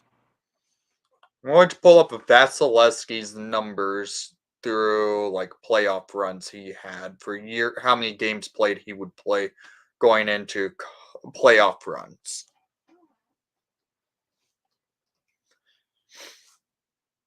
Vasilevsky and the shortened season going into Cup, which they won. 52 games out of 62, but then there was a big break. Yeah. Um, So look here. So you've got Gorgiev in Colorado at 36. well, Soros. Georgiev is their only option in Colorado, and I just don't understand him getting All-Star nod. Soros, 34 games. Bobrovsky, 32. Sorkin, 31. Hullebuck, 31. Demko, 31. Bennington at 30. Mrazek, 29. Yari and Talbot and Skinner, 29. Right? That seems like better. The 29-30 number to me is better than like 30 of 30 of 41. I don't know. Maybe I'm talking out my ass here. I don't know. Mm-hmm. I just feel like they're overusing him. It's been the issue. It's been the issue with him in the playoffs. He gets to the playoffs and he just gets beat. Right? He seems like he's worn out. Wow, the Blues are just getting dominated this period. Yeah, At least it's not on the scoreboard. Good point. Hellebuck's actually playing less in net this season than he has in seasons past. It's still too high in my eyes. Maybe not extremely high, but I don't know. Okay, who's your picks to go to the Cup this year at this point in the season? If the season was over, playoffs are going on, who's your pick to make the Cup? In the East, I think I would like the Rangers. I know that the goalie's issues there too, but I think they have other things that support that. I mean, Right? Siskin's been solid this year. And then I like Dallas in the West. Especially that Ottinger's just now coming back after an injury. Right? And Wedgwood has played extremely well. Mm-hmm.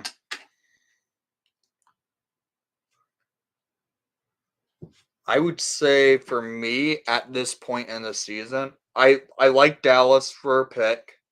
Yeah. But I think LA might be it.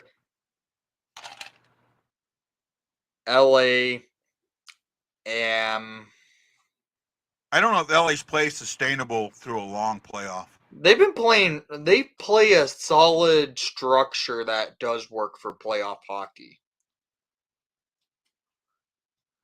And something about the Hurricanes, I finally think they can break out and do it. I like the Hurricanes too. I do, but I don't know. LA to me just I think LA isn't LA's. Aren't the Oilers like their Yes, their but their their dragon? at this point, they would if the playoffs happen today, Yeah. LA would not be playing Edmonton. Edmonton would be playing a Central team. Well, you got to look. Here's the thing. You're looking. You got to look at. No, they wouldn't. Oh, Well, Blue scored. Get a power play goal after a crappy power play. Who was that? Was that Sundqvist? Oh man, I talk bad about a player, and then he goes and scores. Oh, Schenn. Okay. No, Sundqvist. Sundqvist gets it. Oh my goodness. Talking bad about Sonny and he scores. Maybe I should start talking bad about all the players. well, Wayne, you're right. PLD has been garbage with LA. Yeah. Right. Man, I lost one. So right now, actually, if you look, so if you're going to start the playoffs now, you have to go by uh points percentage, right? And points percentage, Edmonton jumps up a spot, so they jump up into where the Predators are. So they would play. That's what I was looking at. I was looking at Okay. point percentage. Okay, you were. So yeah, they They would. would be playing a Central team. Yeah, they would. They would be playing Vancouver. Okay. So right now, the Jets are at 714, the Canucks are at 705. So Edmonton would jump up to the number 1 spot. That means that the Predators would play the Jets and Edmonton would play the Canucks. Right? Mm-hmm. And Yeah, then Avalanche and Stars, and then the Knights and the Kings. And I could actually see the Knights beating the Kings. LA's been tricky for Vegas this year, I've noticed. Vegas has been having issues against LA this year.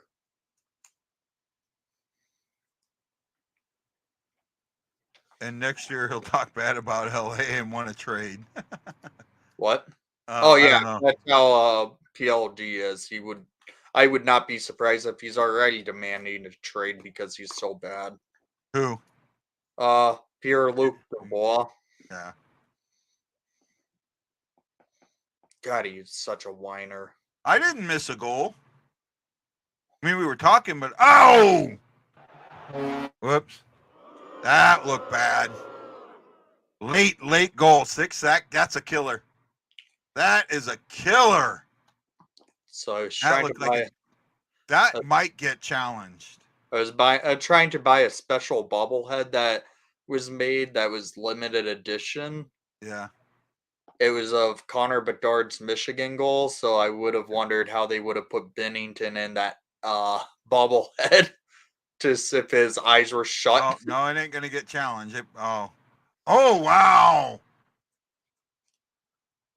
Wow, now that I see that, it bounces off of Kyrou. Oh, the Kyrou haters are going to go after him.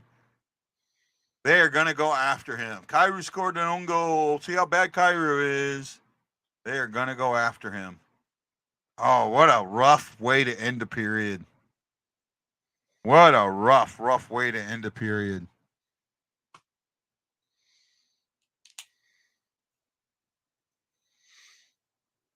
Tough way after you tie it.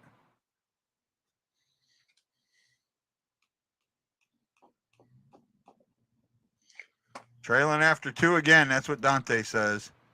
I don't know. It's been a good game. I mean, Flyers outplayed them that period. That's for sure. But I'll take the. It's 2-1. You still got a chance.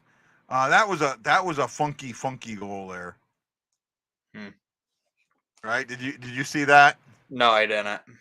So the Flyer shoots it. It bounces off of Hofer. Another Flyer bats it out of air. It hits Kyrou and then goes in the net. And Kyrou's in the blue paint. Oh. Right. So he was where he was supposed to be, but you don't expect that. Yeah. Right. You don't expect that.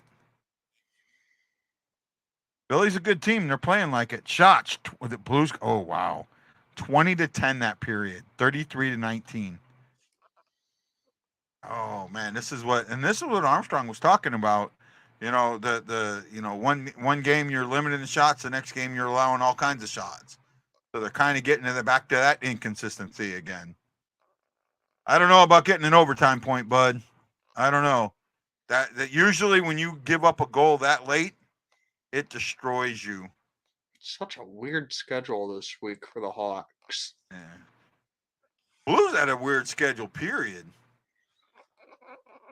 Right? I'm like tomorrow we play the San Jose Sharks. Yeah. Then they travel to Buffalo for Wednesday. Travel back home to play the Islanders. That's just so weird. Why wouldn't they play the Islanders when they're in do a New York trip? They aren't We have doing a home and home where we're going to Washington and then coming back home to play them. that happens, but that's not as weird as like a travel schedule like this. We had one where we played at home, went to Carolina, and came back and played at home for 4 games. That's what we're on now. We just had that. I want to see. I really think that. Oh, I'd yeah, like to see the NHL. I'd like to see the NHL go to divisions more like baseball. To take away the East Coast. The East Coast. What do you call it? Advantage. Yeah. Teams don't have that in baseball, right? The East Coast does not have that advantage in baseball because you play so many games on the West Coast. You play so many games in the Midwest, in the Pacific. The way the divisions are set up, you're playing all over. Yeah. With the NHL having the Eastern and Western Conference like they do, it really gives the Eastern a huge advantage in my opinion. know. Right? Like Florida. Florida only plays one or two games the rest of the season, not in the Eastern time zone. Right? And that's huge. That's huge. You think about that, the limited travel. I know. Right? The Central Division has the worst traveled division in the league. I would think the Pacific might. Nope. Pacific, they actually are in the Pacific time zone. You have multiple teams are in a Pacific time zone and Mountain time zone in the Central. Yeah. You got what? You got 4 teams in the Mountain. No, actually, you have all 3 time zones. No. Yep. They don't have Arizona doesn't recognize daylight savings, so they're on East Coast time. They're West Coast time. They're on West Coast time. They're on West Coast time. They don't recognize daylight savings. I know. That's why I said the way I said it. You have hold on. You have your central teams. Yes. You have Calgary, Edmonton, and Winnipeg, and Colorado in the Mountain time zone. Winnipeg's in the Central time zone. Okay, well, I wasn't sure about Winnipeg, but Colorado's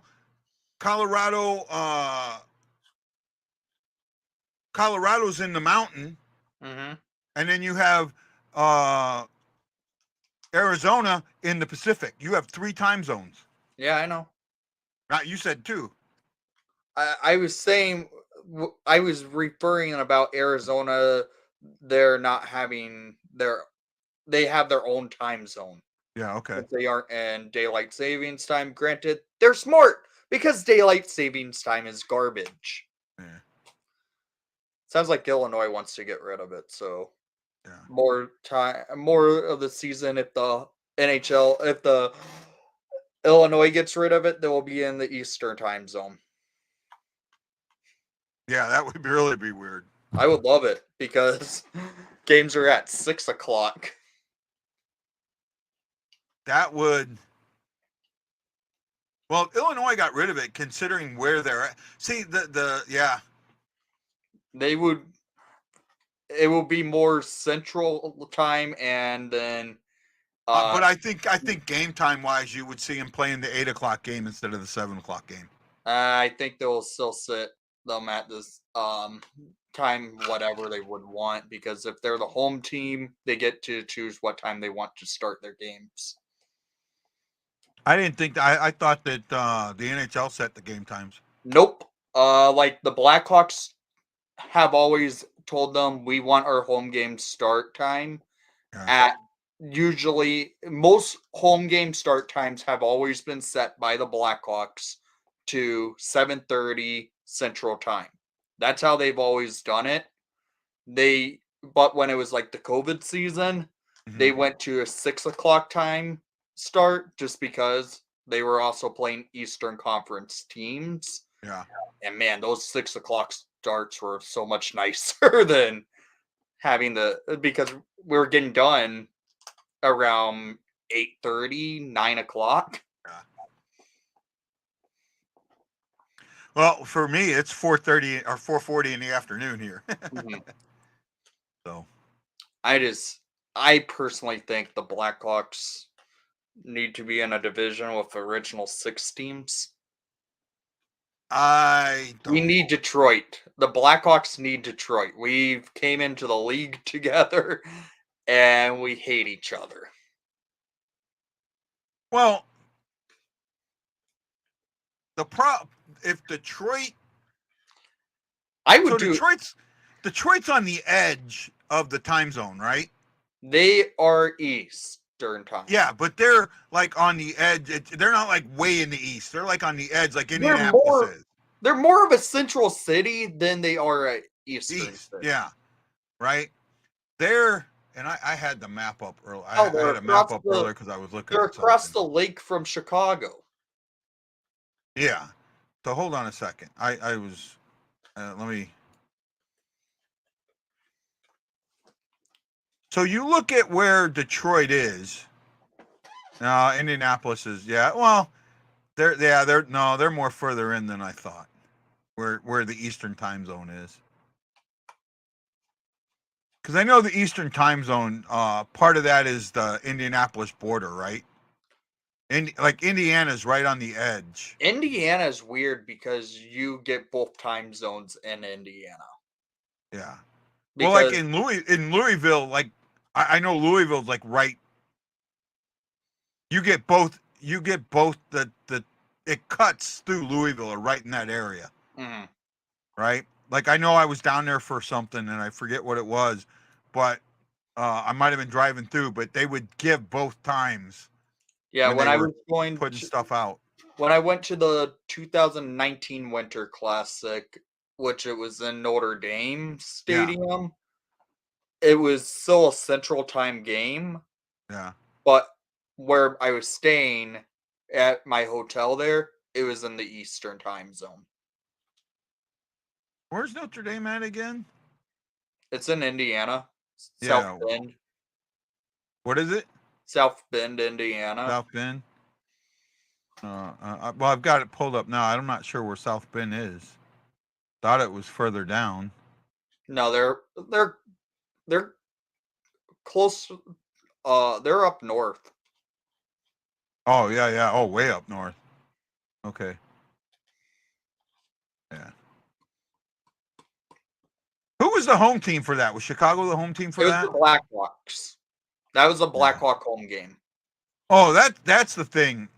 I've put this out earlier. Someone said that there was talk about the Winter Classic next. We will be back in the Winter Classic. Huh?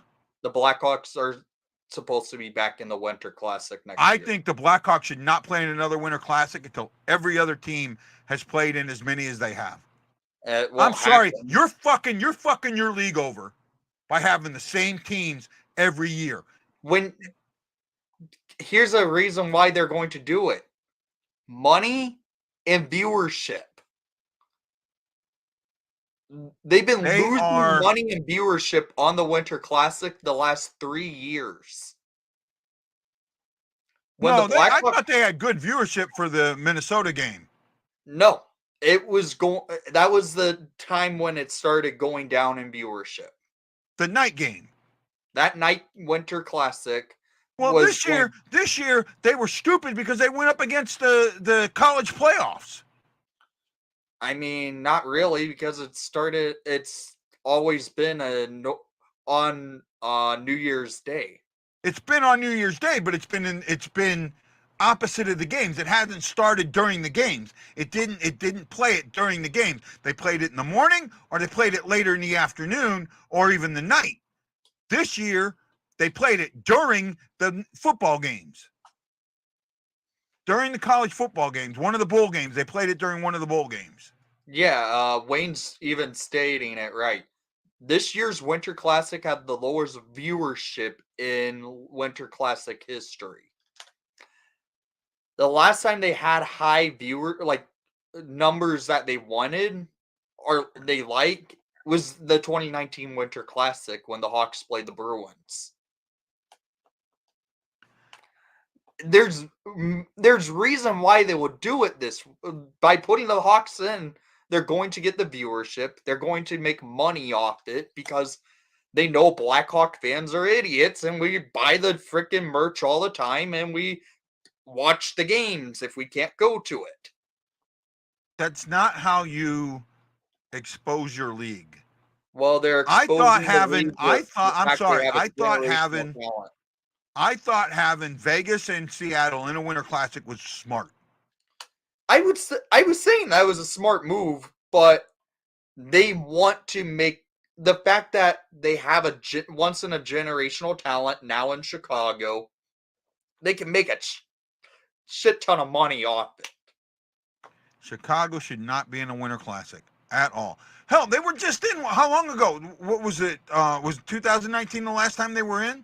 Yes. And think about that. They were in 17. They were. How many have they been in? 4 or 5? I could tell you. I could not. I could tell you how many outdoor games we've played in.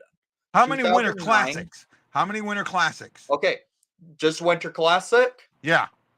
2009. Yep. 2015. Okay. 17. Yep. And 19. That's 4. Who else has played in 4 Winter Classics? Boston. I think Pittsburgh has. Let me say, Pittsburgh was in 08, 11, and 23, so they've only been in 3. Boston, 2010, 2016, 2019, and then 2023. So the Blackhawks and Boston wasn't in the Winter Classic this season. Or no, last season. Yeah, they were. They hosted on Fenway twice. Okay. They had the Winter Classic twice in Fenway. I think the league is hurting themselves. I really do. They know what makes money and what brings viewership. They have a player in Connor Bedard who brings viewership to the league.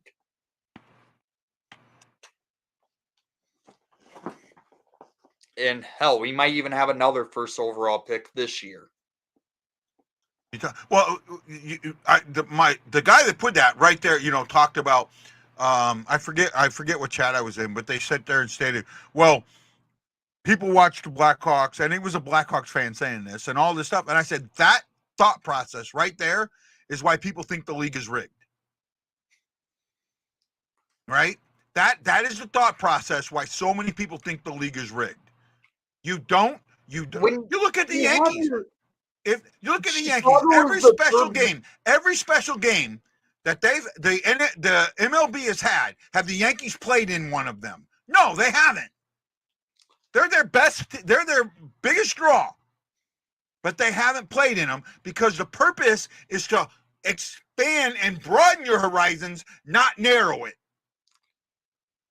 The NHL, though, knows that Chicago's the third largest market in the NHL.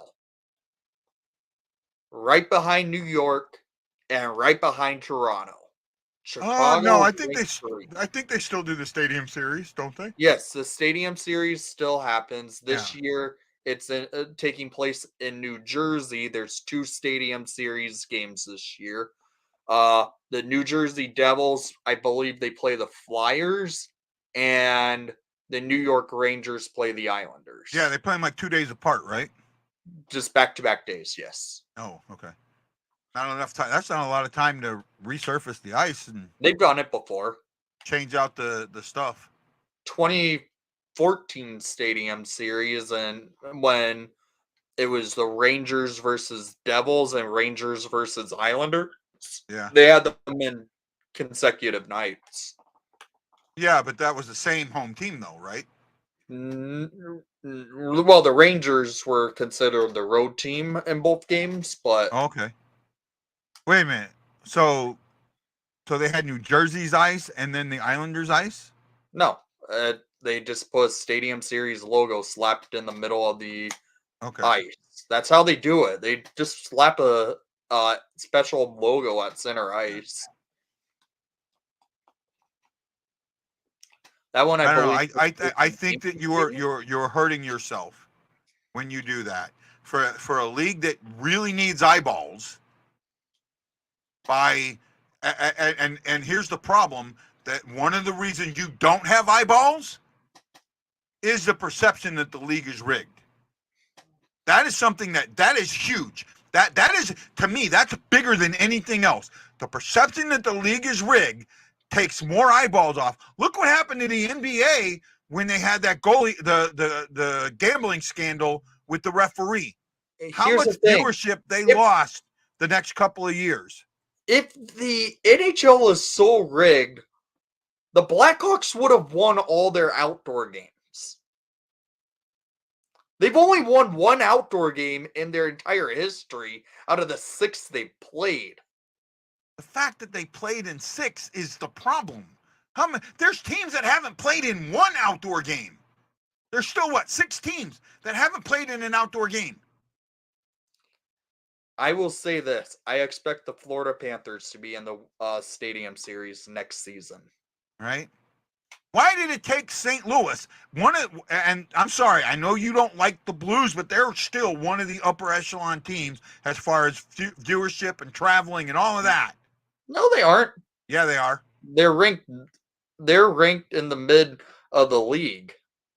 When it comes to traveling fans, I haven't seen for traveling fans, but they travel as well as any other team, if not better than most teams in the league. And I've seen that. Right? I'm sorry. Why did it take, what was it? The first one was in 2008? 9 years to get the Blues in an outdoor game. I will say this. I don't know why it took them. And in that time, the Blackhawks played in 4 of them? 3 of them? For Winter Classics, that would have been 2 Just outdoor games, period. Outdoor games, period. 4. Right. Because we were in a stretch where we played in the outdoor games from 2014 through 2017. And not one time was St. Louis part of that. Yet when we have it, Chicago's got to be part of it. That's right there. That's why people feel this league is rigged, and they're set up that the bigger teams win the cups more than the little teams. That's the perception. Not saying it's right, but that's the perception.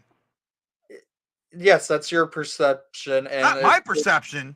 It is for most of the league, but I'm also saying by the fact that Hawks do make a ton of money for the NHL and viewership. Ooh, I'm sorry, Wendy. This is sports. Who cares?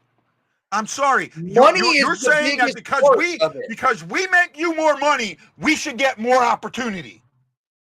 But money is a big aspect to the game. It's a business, not just entertainment. It's more a business than anything why they play the outdoor games the way they do. To me, each team pays the same amount, other than the low teams that get bonus money. Woo! Sod from Schenn and Cairo. I'm sorry, Wendy. I'm also saying this. Do I agree the Blackhawks should be in the outdoor game next year? No, we are not even close to being a roster to be competitive next year. That's fair. Do I want to see the Blackhawks on national stage once again get their asses kicked outside? No, but it likely will happen. They haven't announced it yet. That's what's surprising me. Normally, Yeah, they haven't announced it yet, and that's why it's all speculation. But it sounds like when there's smoke, there's fire, and right now this has gotten to the point where it sounds like the Blackhawks will be in the Winter Classic. And I just has me. Well, Ashley's happy, that's for sure. If you want to put the Blackhawks in an outdoor game, great. Stadium series, not a Winter Classic. I think the Blackhawks just don't like doing the Stadium series. They've done it twice, even though they won their only outdoor game in a Stadium series that took place in a blizzard. I think they prefer the Winter Classic because they have more of a historic. Where are they talking about it being played at? I heard Wrigley Field, but they've already played one in Wrigley. It sounds like it will probably go back to Wrigley Field. Jamie Faulkner, president of business operations of the Blackhawks, I do believe her husband does work for the Chicago Cubs in the front office. Okay. If you're going to have the Blues and the Blackhawks in a Winter Classic or an outdoor game, I have the perfect spot. Where? Illini. Champaign. Yeah. There'll still be a lot of that will still be a home game for the Hawks. Yeah, but I mean, you either put it there or you put it at Mizzou. Wayne, they won't. It sounds like they won't play it in the south side of Chicago and Comiskey. If they did the Winter Classic in Chicago, it does not sound like it will be in the White Sox Stadium. That stadium's honestly a dump. Yeah. It's an older stadium. I remember when they built it, and that quickly, it quickly became ranked in the bottom 5. Yeah, it quickly became a not favorite stadium right after they built it. It was not built well. And wasn't it built in the mid 90s? Yeah. I was in Chicago at the time. Yeah, that stadium's a dump. Right. Wrigley Field since 2009, they've done so many renovations to it. It's almost a different ballpark, and I believe you can actually hold more people in Wrigley than they did back in 2009. How many? Well, I don't know. I mean, they've done it. They did it in Maryland at Naval Academy, and there wasn't a lot of infrastructure there. They did it in Notre Dame. No, Notre Dame's got that stadium's got infrastructure. Yeah, right? But they still have done it in neutral area sites like Air Force Academy hosted a stadium series, and that turned out to be a complete screw up the way they hosted that one. Fans didn't get into the stadium until midway through the second period. And that game against where the Avalanche played the Kings. Was that a security issue? Was there a security issue? I think so, but I'm not 100% sure. I just know they had issues with parking at that game and issues with a lot of that game was just a mess. Yeah. I think for me, if you want Chicago in another game, and God, I understand it, but I hate it. You've got to get out of the city of Chicago. You can't go where you've already gone with them. You've got to they go. You've did got to Boston go twice either with Midway Park. home outdoor game. No, but I think San Jose played against LA in an outdoor game in a San stadium Jose series. hosted the 2015 Stadium Series against LA, and No, yeah, I think LA hosted that one Nope. in Dodger Stadium. No, that was 2014 where LA hosted Anaheim in Dodger Stadium. Okay. 2015, San Jose hosted LA in San Francisco Okay. at the 49er 49ers Stadium. Yeah. That's stadium or Candlestick Park, right? No, their new stadium. The new Levi. one? Okay.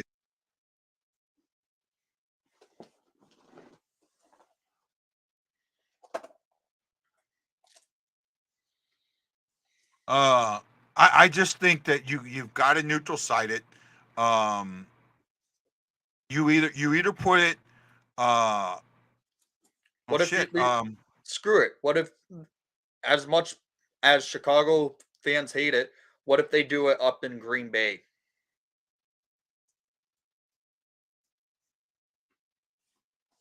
If you do it in Green Bay, it's got to be Minnesota or Detroit. It'll probably be a Minnesota one because the Hawks just 2 years ago did a neutral site game in Milwaukee, and it was versus Minnesota. I couldn't see doing it in Milwaukee. I could see Green Bay. But here's another one, and I don't know if they have where to do it at. But what about doing it in Indianapolis? They don't have now you really open up some possibilities. They in Indianapolis they don't have the stadium for it. Theirs is indoor. Don't they have a college team there? I don't think so. I think they play at Lucas Oil. Okay, oh, I know that, but I would think that there might be a college stadium or something. I don't think so. Other than Notre Dame, that's like the biggest stadium in Indiana. Maybe at Northwestern they play it. Who knows? No, you got to get out of Chicago. You have to get out of the Chicago area. It will be if the Hawks are the team that's hosting. It's going to still be in the Chicago. Got to be outside. Area. Got to be outside because all you're doing is feeding that rigged, and not only that. Here you go. You want to showcase the game? You get it out of Chicago to showcase the game. You showcase Bernard to everybody in a neutral site or somewhere different. You hold it there, you're just showcasing him to Chicago. No, you aren't, because here's the thing. All the games this year, really, when the Hawks have been on national television, have been the road games in comparison to the home games. They've had one home game that's been nationally televised for the Blackhawks this year. A Stanley Cup final outside? No, they would never do an outdoor game. Yeah, that's not going to happen. Right. The weather is enough there. Yeah. The only way I could see that is if you had, I could see doing that if one of the Canadian teams, you knew for a fact that they were going to be able to host 2 games in an outdoor, and it has to be the first round only. Yeah. Because in April, it's still cold enough up there in Montreal, Ottawa, Toronto, that you could have a good outdoor game, right?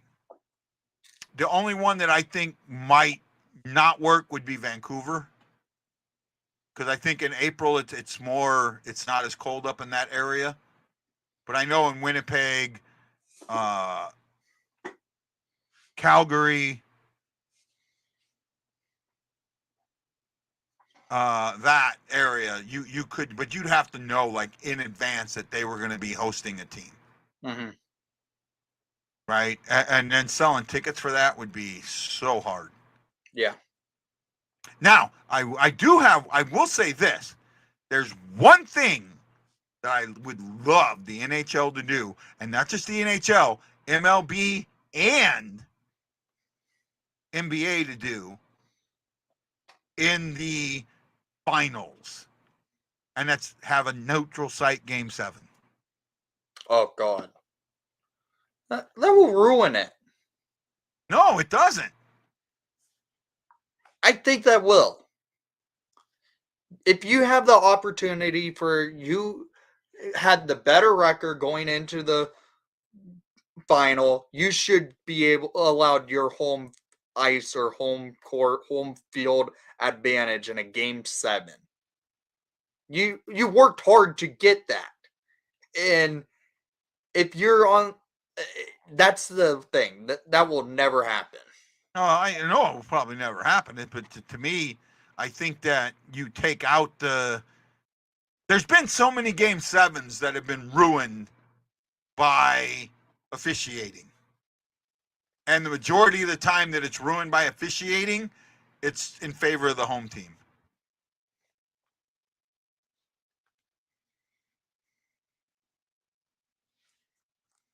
Exactly, Wayne. You want your home ice for Game 7. You do not want teams do not want to have that road game for a Game 7. You want that home advantage. I get it. The thought process. It's a thought process. Well, 12:54 to go. Me and Winnie talked about everything but this game. I'm paying attention to it. It's 2-2. Shots at 38-23. This period, the Flyers and Blues are tied in shots at 5 apiece. Blues got their second goal from Saad. Saad got it with help from Schenn and Kyrou to make it 2 apiece. Been no penalties so far in the period. Ooh, I have 2 games coming up that I'm going to this next month. In place of the All-Star game for the NHL or the MLB? For the NHL? NHL is bringing back the World Cup of hockey. So you're gonna have a 2-week All-Star game? No. 2-week All-Star break? No, just a 1 week.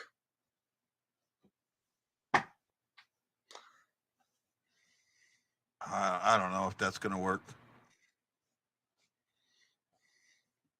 But personally, I would say international play is better than all-star play. The players are actually playing for something otherwise. What I'd like to see them do for the Olympics is change the the hockey to summer. I would agree with that. I've been like, you can play hockey in the damn summer. Yes, you can. Right? Most cities have ice rinks, even summer cities. Yep. And they have more than one. I mean, you're playing the damn Stanley Cup Finals in June. In June now, mid-June, right? So later and later every year. Yeah, you're pushing it back. So you've got that, and then your players would absolutely be able to represent their teams, and you wouldn't have to worry about the break. Mm-hmm. I mean, it's what basketball does, and basketball is more of a winter sport than a summer sport. Mm-hmm. Right? To me, if basketball can have their Olympics in the summer, why can't the NHL? Yeah. Right? And then all the leagues aren't playing at the time the Olympics is going on. They don't have to have a break in the middle of season. I have missed Olympic play with the NHL players in it. The last few Olympics have been not the best on ice quality. Mm-hmm. They need like the best of the world playing in the Olympics.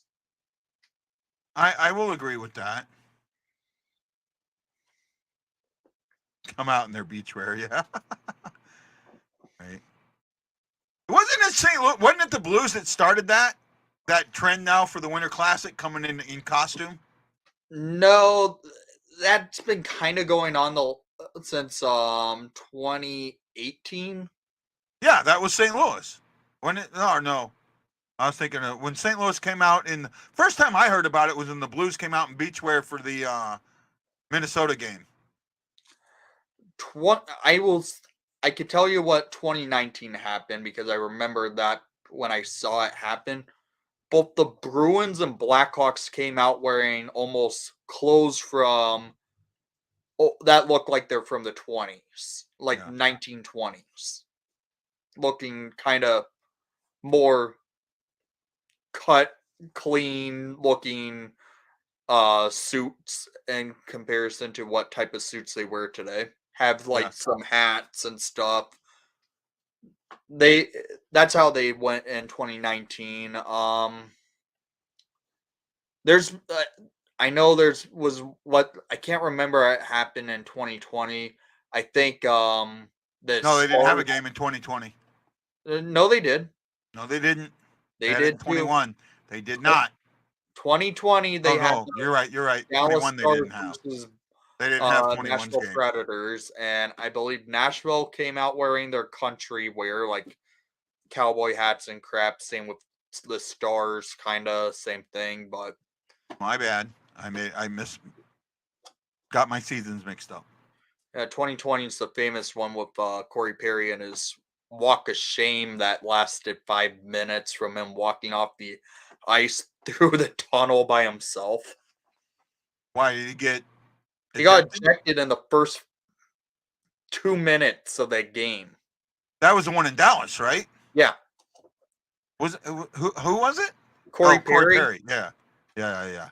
the walk of shame. Oh yeah. He got ejected for a high hit. Yeah, Got a 5-minute major and a game misconduct. and then like a 5-game suspension. Yeah. I heard that he might be back in the league. I've seen that he's been approved to play. He just went to Bettman, asked if he can still play. He apparently was always cleared to where he can sign with any team he wanted to, but he just wanted to do the right thing, go to Bettman, see can I come back and play. And that's what happened. So Yeah. he's Did you cleared see to play. the Colorado player that entered the program today? No. I forget his name. It's the one that had the issue with during the playoffs.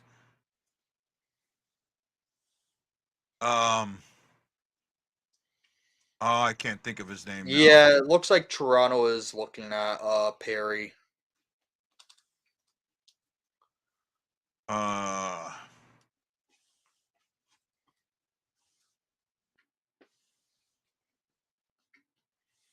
Niskanen? No.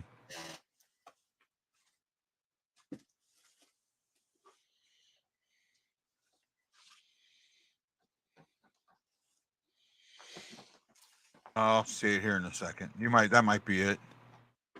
That's what Wayne's saying.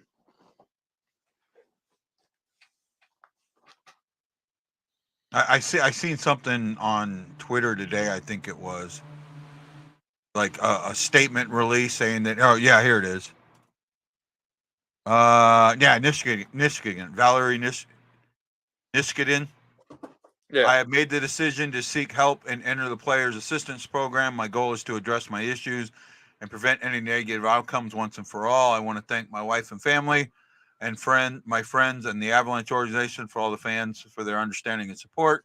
With everything I can to get back on the ice and join my teammates as soon as possible. He's been out all year, right? I don't think so. Yeah. I know, because he had something happen in the playoffs last year. Yeah. Oh, yeah, during the Stanley Cup Finals. Yeah. I think he had something last year, too. Maybe I was wrong. Maybe I'm thinking of that. That's the one I'm thinking of, but Hofer's been good this game, man. 35 of 37. Hmm. Oh, he has been playing. Okay. So. Yeah, He he's must have really played had an issue 40 come up. games this year. Wayne Horder, thank you for the thumbs up. I appreciate it. Say again, Yeah, bud. he's played 40 games, has Yeah. 22 goals, 20 assists, 42 points this season. He's actually having his career best season this year. Well, I mean, it doesn't matter. Substance abuse, mental health. I mean, oh, wow. Yeah, Oh, that he's stung. Oh, Kaepernick can't even get up. Oh, he's hurt. Kaepernick is hurt.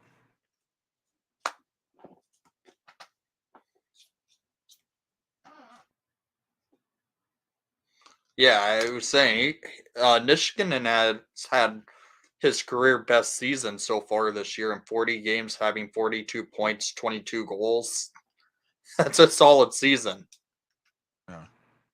Well, Wayne, I don't know what his issue is, and I don't want speculation. I Yeah. really don't want. I don't, because I deal with addiction issues myself, so I don't want to sit there and say anything about anybody's addictions. Trust me. And I've talked about mine in the past. I really have. Oh, Letty, nice drive. Wow, the Blues are finally woken up. All right, shots are 8-5 so far this period. Blues figured out how to shoot the puck.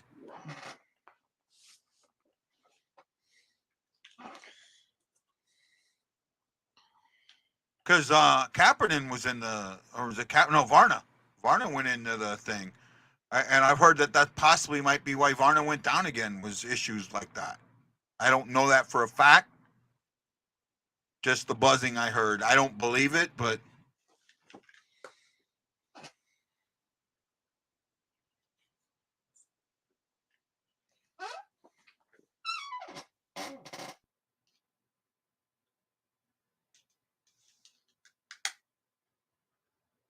oh fuck. Wow. See, that's my issue with the referee right there. There's the referee touched, not hit the puck. Flyers gets it, and he's able to take it in. So the Blues lose it to the referee, and now the Flyer scores on it. That's that rule I talk about, where if it touches the referee, the next player to touch it can't score. And that's one of the reasons right there. Actually, no, Saad looked like Saad might have touched it, so that wouldn't have. The referee influenced the play, though, so nothing you can do about it. Another late goal.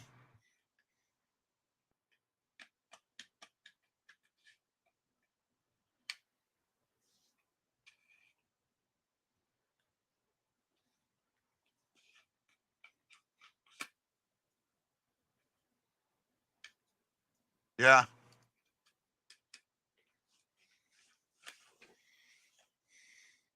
Well, 5 minutes to go. Now you got to change your style. Well, now you got to absolutely be offensive. You were being offensive, but it cost you.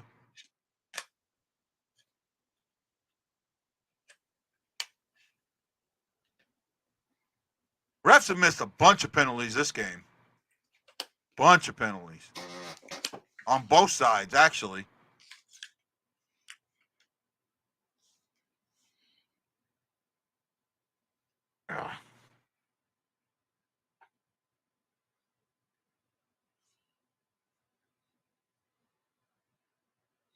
This could be one of those tough loss games. I feel it. Let's see who were your guys' reps today. My what? I'm seeing who was the officials in today's game.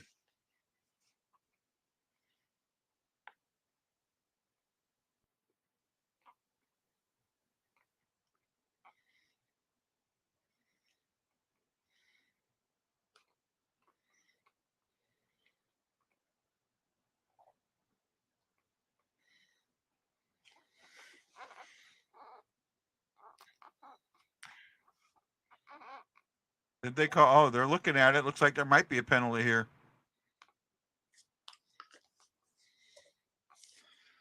Oh, there's only one of these reps I actually recognize. Carter Sutherland. Yeah, it looks like they're doing an official review, so we'll see. Could end up on the power play.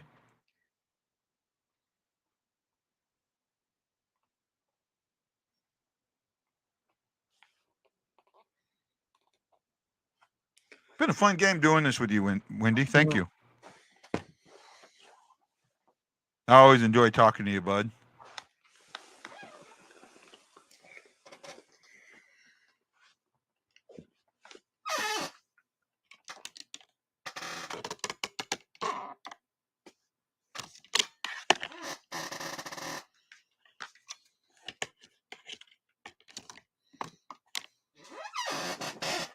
Glad my logo is actually in the background now.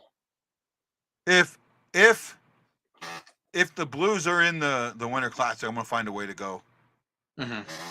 All right, maybe you and me can go together. I mean, if the Hawks are the host team, I mean, I will probably have the chance to get first pick for tickets since I have season tickets. Yeah.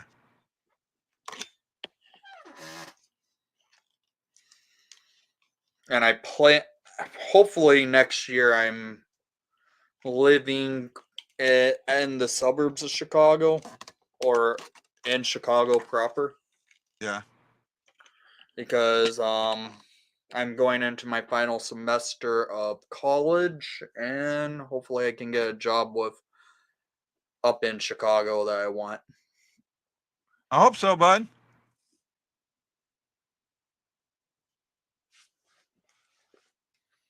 Yeah, I'm So glad no I can now call. have my logo in the background just sitting there. Where? Just right Okay, there. I kind of see it. Yeah.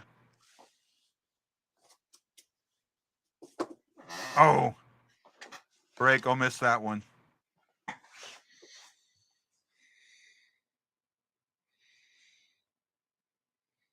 Offsides. Wow, blew that play. He doesn't want to put that out, Wayne. Closer to St. Louis than I do, and I live closer to St. Louis. I will say that. Yep. Fleury Oh, that was kind of becomes smart by second. Pareko there. Say again? Marc-Andre Fleury is officially second in wins in NHL history. Oh, he got his win today? Yep. He's not going to get first, that's for sure. No. I thought he was going to retire after Chicago got him a couple of years ago. Yeah, but then we traded him to Minnesota. Yeah. But even then, with that trade to Minnesota, I thought that was going to be a one and done. Yeah. He signed a 2-year extension when he went there. I think this is his final year, though. Well, they're pushing.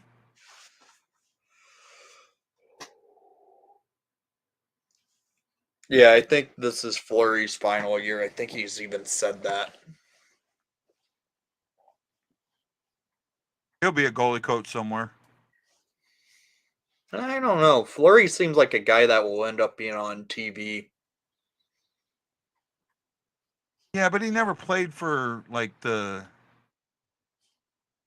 he never played for Montreal. He never played for Toronto. He never played for Ottawa, the French speaking teams. Because he's more of a French speaker, and you think he would go to something like that. And I don't know if I don't know. Maybe he could. The way Fleury is, he seems like he's going to be one that will be more on TV. Just the way he is, like maybe on the national networks. Yeah. His personality just fits TV. But he does, like, when he does English interviews, he doesn't seem like he's comfortable doing English interviews. No, he's pretty solid doing English interviews. When he got traded to Chicago, Uh-huh. that press conference, I was on that press conference. Okay. Right, and I got to see it both in French and English, and he seemed so uncomfortable in English. When he flipped, when they allowed the French reporters to start, I mean, you could just tell he changed. Mm-hmm. Well, he right? grew up in Quebec, so Yeah. but he's played in the States his entire career. Yeah. I could see him go back to Pittsburgh, sign a one-day contract, and end up being on a TV, doing a TV contract. Yeah.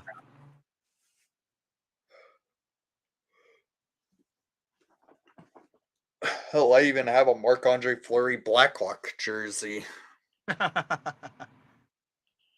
Haven't worn it since he got traded, but once he retires, I'll start wearing it again.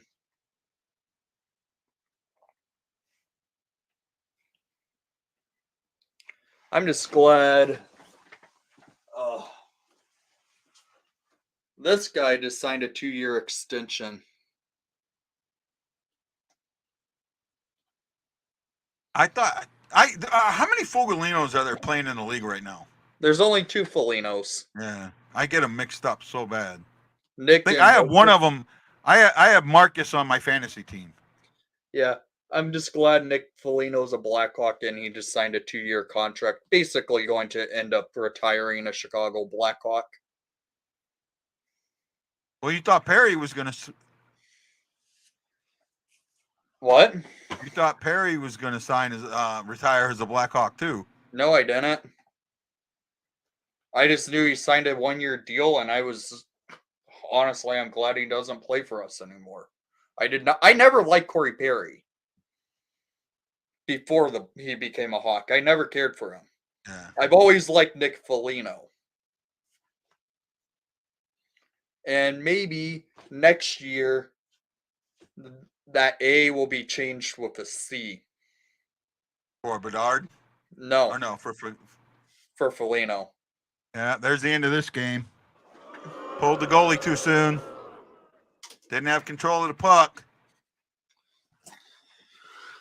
Foligno's really become the Blackhawks' de facto captain this year. Yeah. So what are you guys running 3As?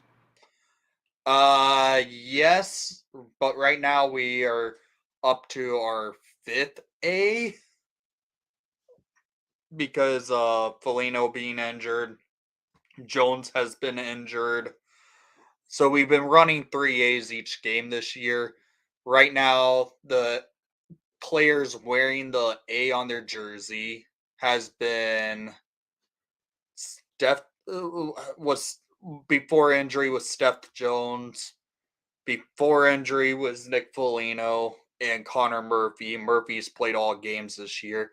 And the current players wearing A's have been Philip Kurashev, who's the second longest tenured Blackhawk, and Jason Dickinson.